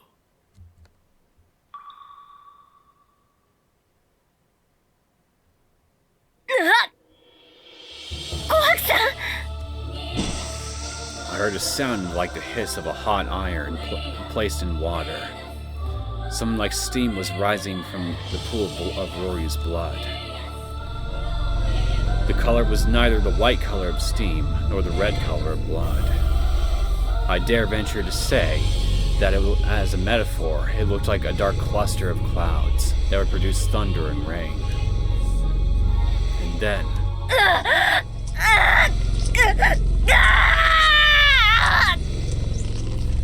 from within the dark clouds, a howl resembling the roar of the island emerged. Oh shit.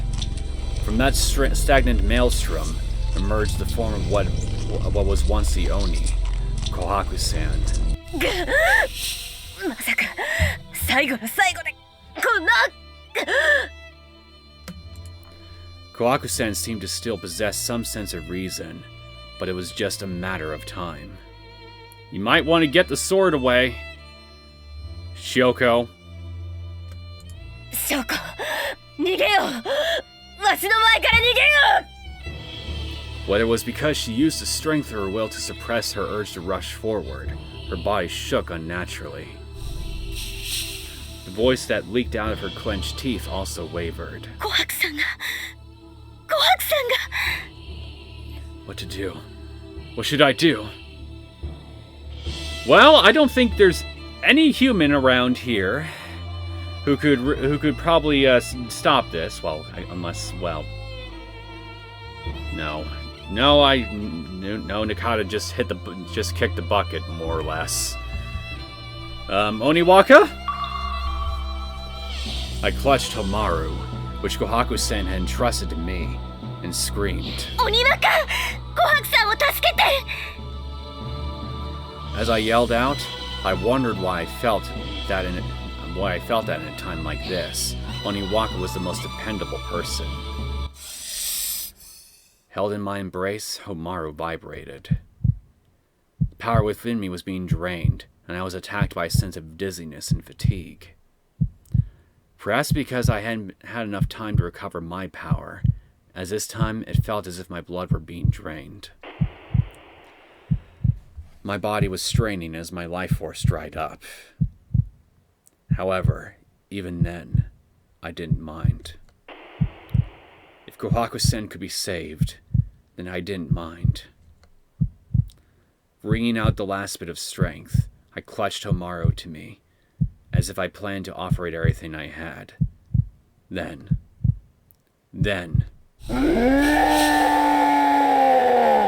Oniwaka once again materialized.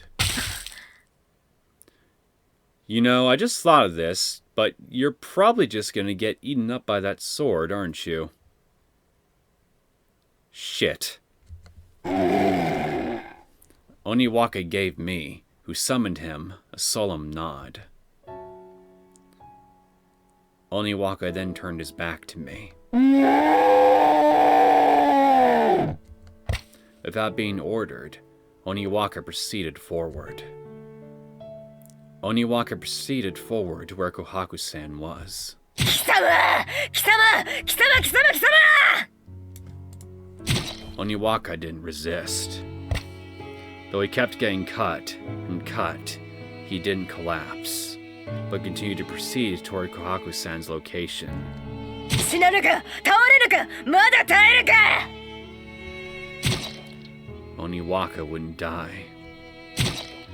Oniwaka wouldn't fall. Oniwaka didn't resist. He only continued to endure. Though he'd been cut 100 times, he only proceeded forward.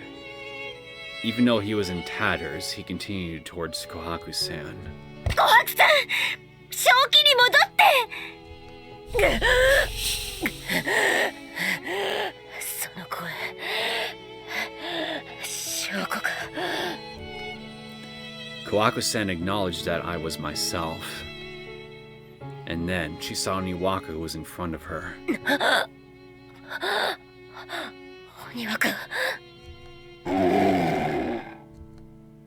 She realized what condition Oniwaka was in. お主こんなになって She realized whose hands had done that to Oniwaka. こんなにしたのはわしなのだなこの剣のせいか She looked down at the sword in her hand. With eyes of a different color, stained with emotions, Kohaku-sen was aghast and whispered. お主を切るたびに力が使われたからわしは正気に戻っているのかだがこのままでは再び。 Oniwaka looked down with concern at Kohaku-san, who feebly shook her head.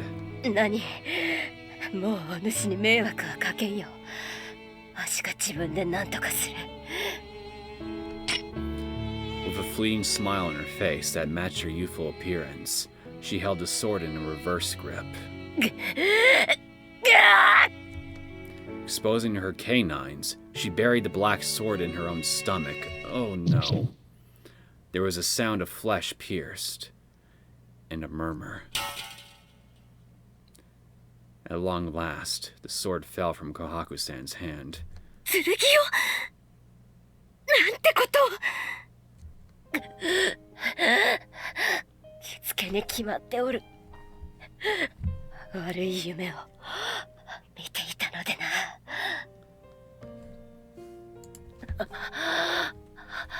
これで全て終わった。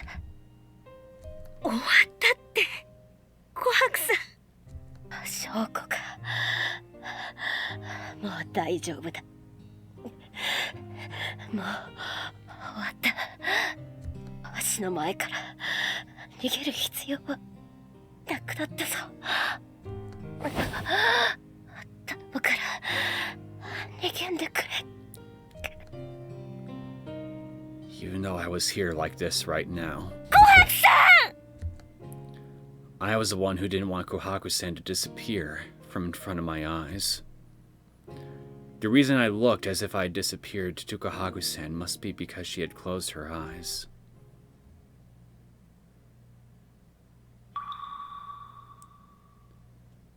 Syouko. I heard a voice. The person who called me Syouko, without adding honorifics to my name, was... I was just gonna say, wait, is that her twin? Syouko. Syouko. No, that wasn't it. Kohaku-san was lifeless in my 似 arms. ているけど男の人？鬼輪かいや。 Above Oniwaka, who was offering up Homaru, I could see the figure of a man who looked transparent in the light of the gate. He looked older than when I saw him before, with his kind eyes and good looks. He and Kohaku-san were like two peas in a pod. あなたは琥珀さんの。双子の兄。弟かもしれぬ。八郎だ。 Her twin brother. Though not born with unusual looks, because of his roots, he was forced into the mountains until he was 10. A genius tactician who surmised that Roryu was searching for the sword, he came up with the plan to hide Yasuhime-sama. Hearing he was in danger, Kohaku-san departed from the Dragon King's palace, but was one step too late to save her precious. He was someone who was long dead, but now appeared as a hazy image. 琥珀さんを迎えに来たの。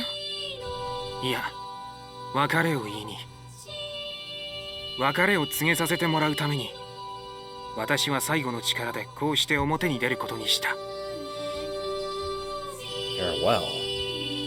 He wasn't there to take Kohaku-san away? It was a strange thing for a dead person to bid another dead person farewell, but... 翔子、君に琥珀を生かしてほしい。 He was someone who had traveled into the far distant other world. He was saying that he would like her to remain here. 私だってそれができるなら私の血をあげればいいの。私の命をあげればいいの。いや、彼女自身の力でなければもはや助かるまい。だったら君にしかできないことがある。この吠え丸による鬼若は私と琥珀で作り上げた二人の力を分けた特別な式神だ。 As twins, they could combine their power, something which ordinary magicians would need to exchange life force to obtain. This Oshitora Shiki, born from the ox and the tiger, had steel skin, Herculean strength, and could be praised as a true Oni. 鬼若に分けた琥珀の力と私の力を譲り渡せば琥珀さんは助かる。おそらくは。しかし吠え丸とて特別な器、生中なものでは砕くことかなうまい。 Well, I got another sword here I could use to shatter it, right?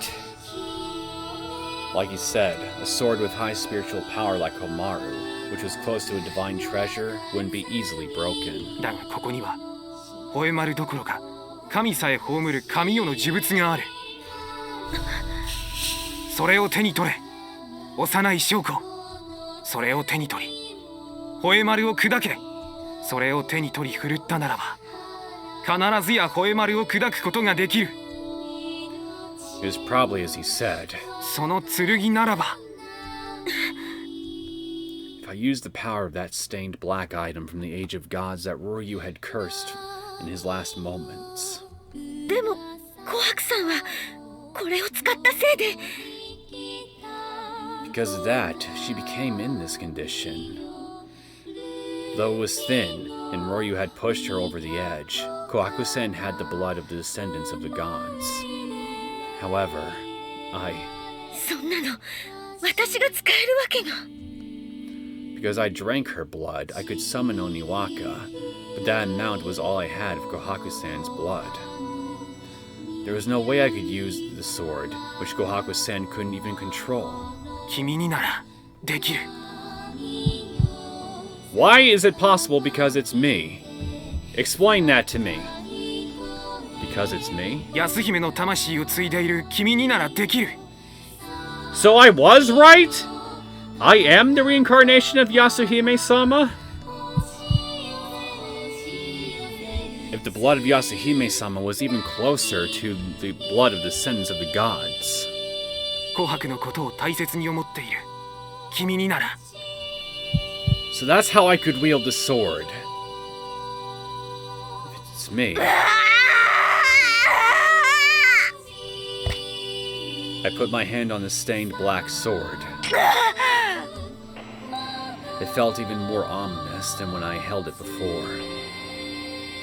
Something within stimulated me to rush forward and cut down Kohaku-san. そんなものは切らない。 As if I would cut her down. 負けない。負けない。負けない。 I roused up my will, straining my determination to stop the black miasma from making my body move where it wanted. 私が切るのは。そうだ。 And then, I swung the sword.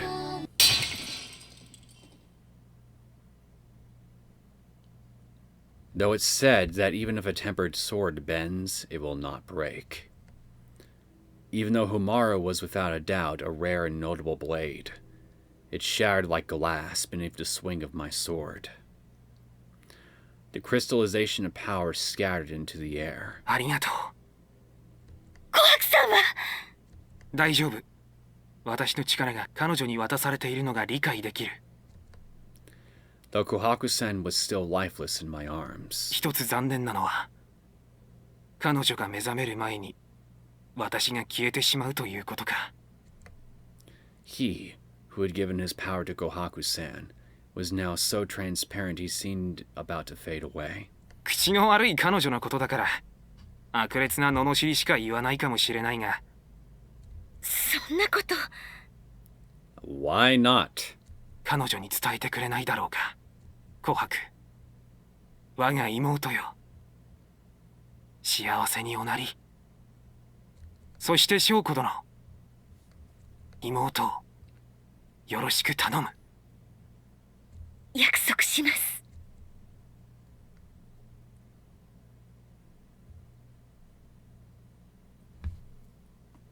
And then, he and Oniwaka disappeared into the light.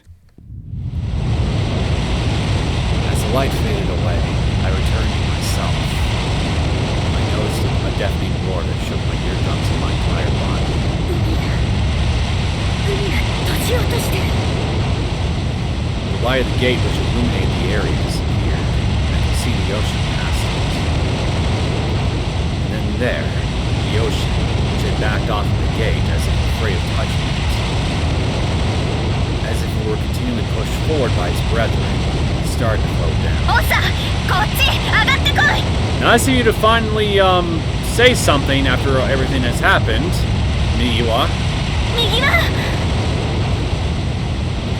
Perhaps it had been for she herself to come down, as Miwa tossed me a rope attached to the sea god's shrine and the rope bridge. Using one hand to hold onto the slight form of Kohaku-san, I used the other to grab hold of the rope that Miwa threw down. オサのバカ、片手で上がるか。 Well, I gotta hold on to her somehow. 離すわけにはいかないでしょう。さっき約束したばっかりなんです。 I hadn't planned on letting go even if I didn't make that promise, though. 現にして真ならざれば何をもってか言となさ。 Even if it's just a verbal promise, that was by itself an important thing. 人の言葉と書いて信じる。私も右輪のこと信じてるけど。 Since Miwa threw down a life-saving rope, she wouldn't abandon us during these last moments. ああ、まったくもう。 I, who had been pulled up by Migiwa, and Migiwa, who had pulled me up, lay down on the sea god's shrine, panting.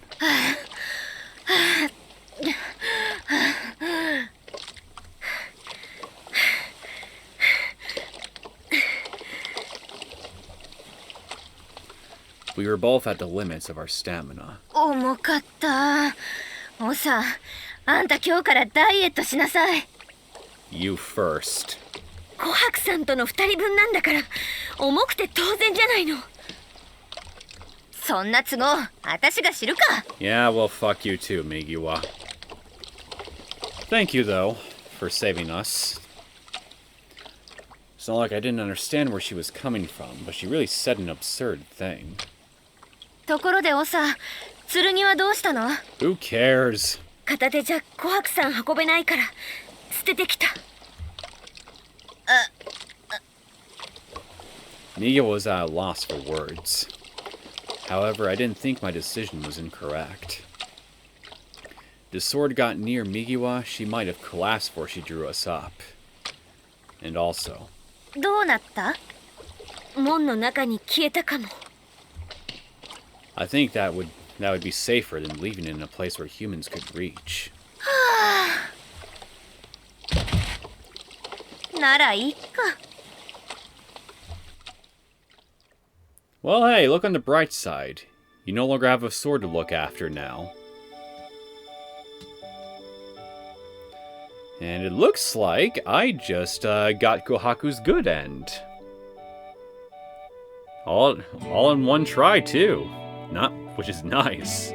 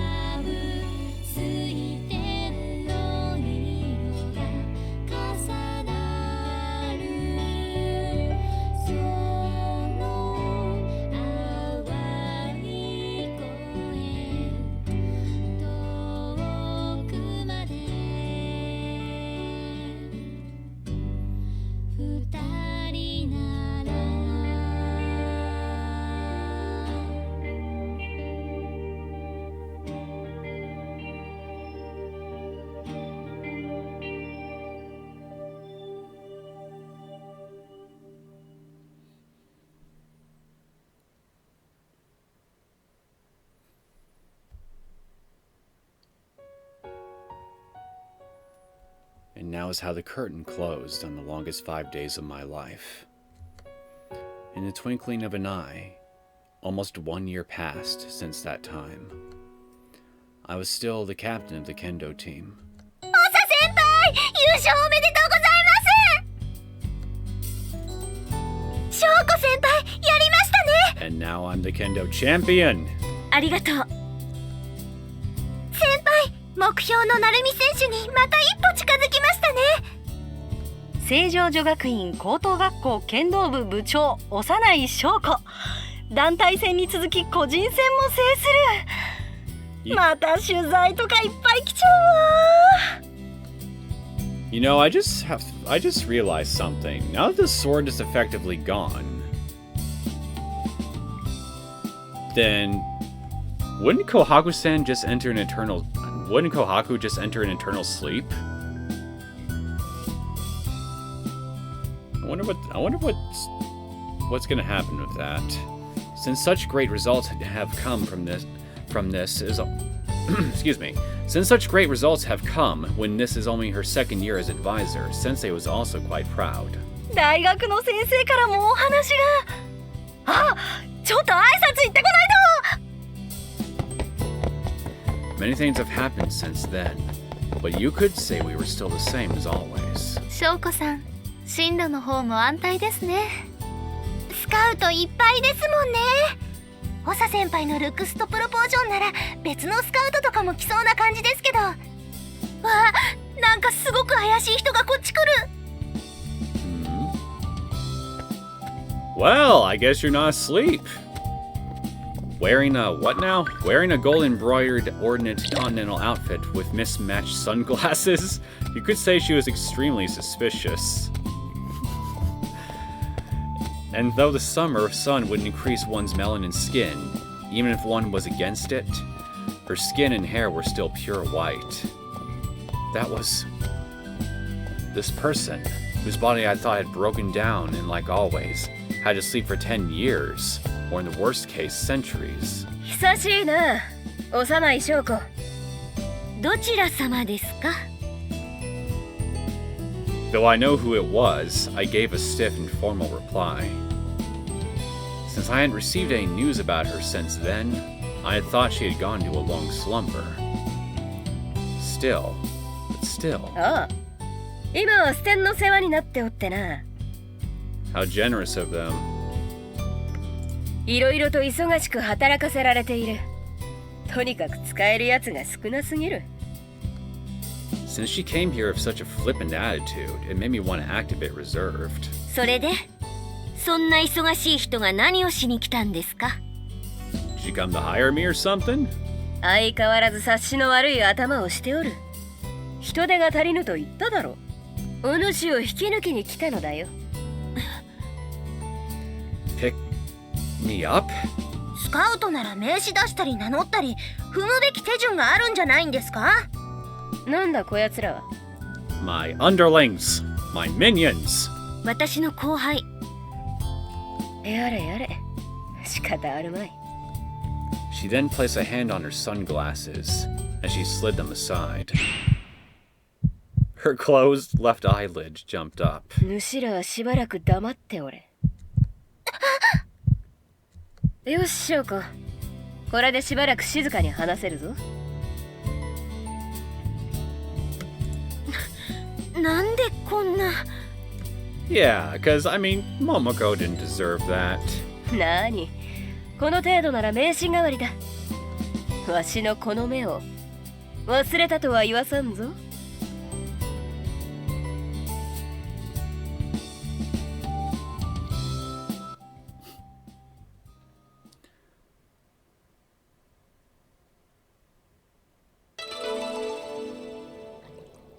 Grand Route. Seal 1 has been unlocked.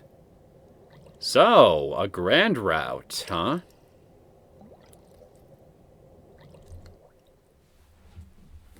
環境設定を保存するけど、セーブ。青い城。I think it's here. どの結末を見たいわけ? That was probably what that one... That was undoubtedly what that one additional seal in right by Nami's route is, right? I'll have to check that later. But I've confirmed one thing at least, for sure. There definitely was another route here that I wasn't quite aware of on the flowchart. I mean, I was curious why one of those locks on Nami's route was taking so long to unlock, but now I think I get it. Maybe that's gotta be the path to... You know what? Why don't I just look? Aoi Shiro. Which one is it? This? カーソルを合わせると章台が表示されるわよ。 Okay, so it's like... Okay, then right here. So I assume then it would go down here and maybe branch off right down all the way here.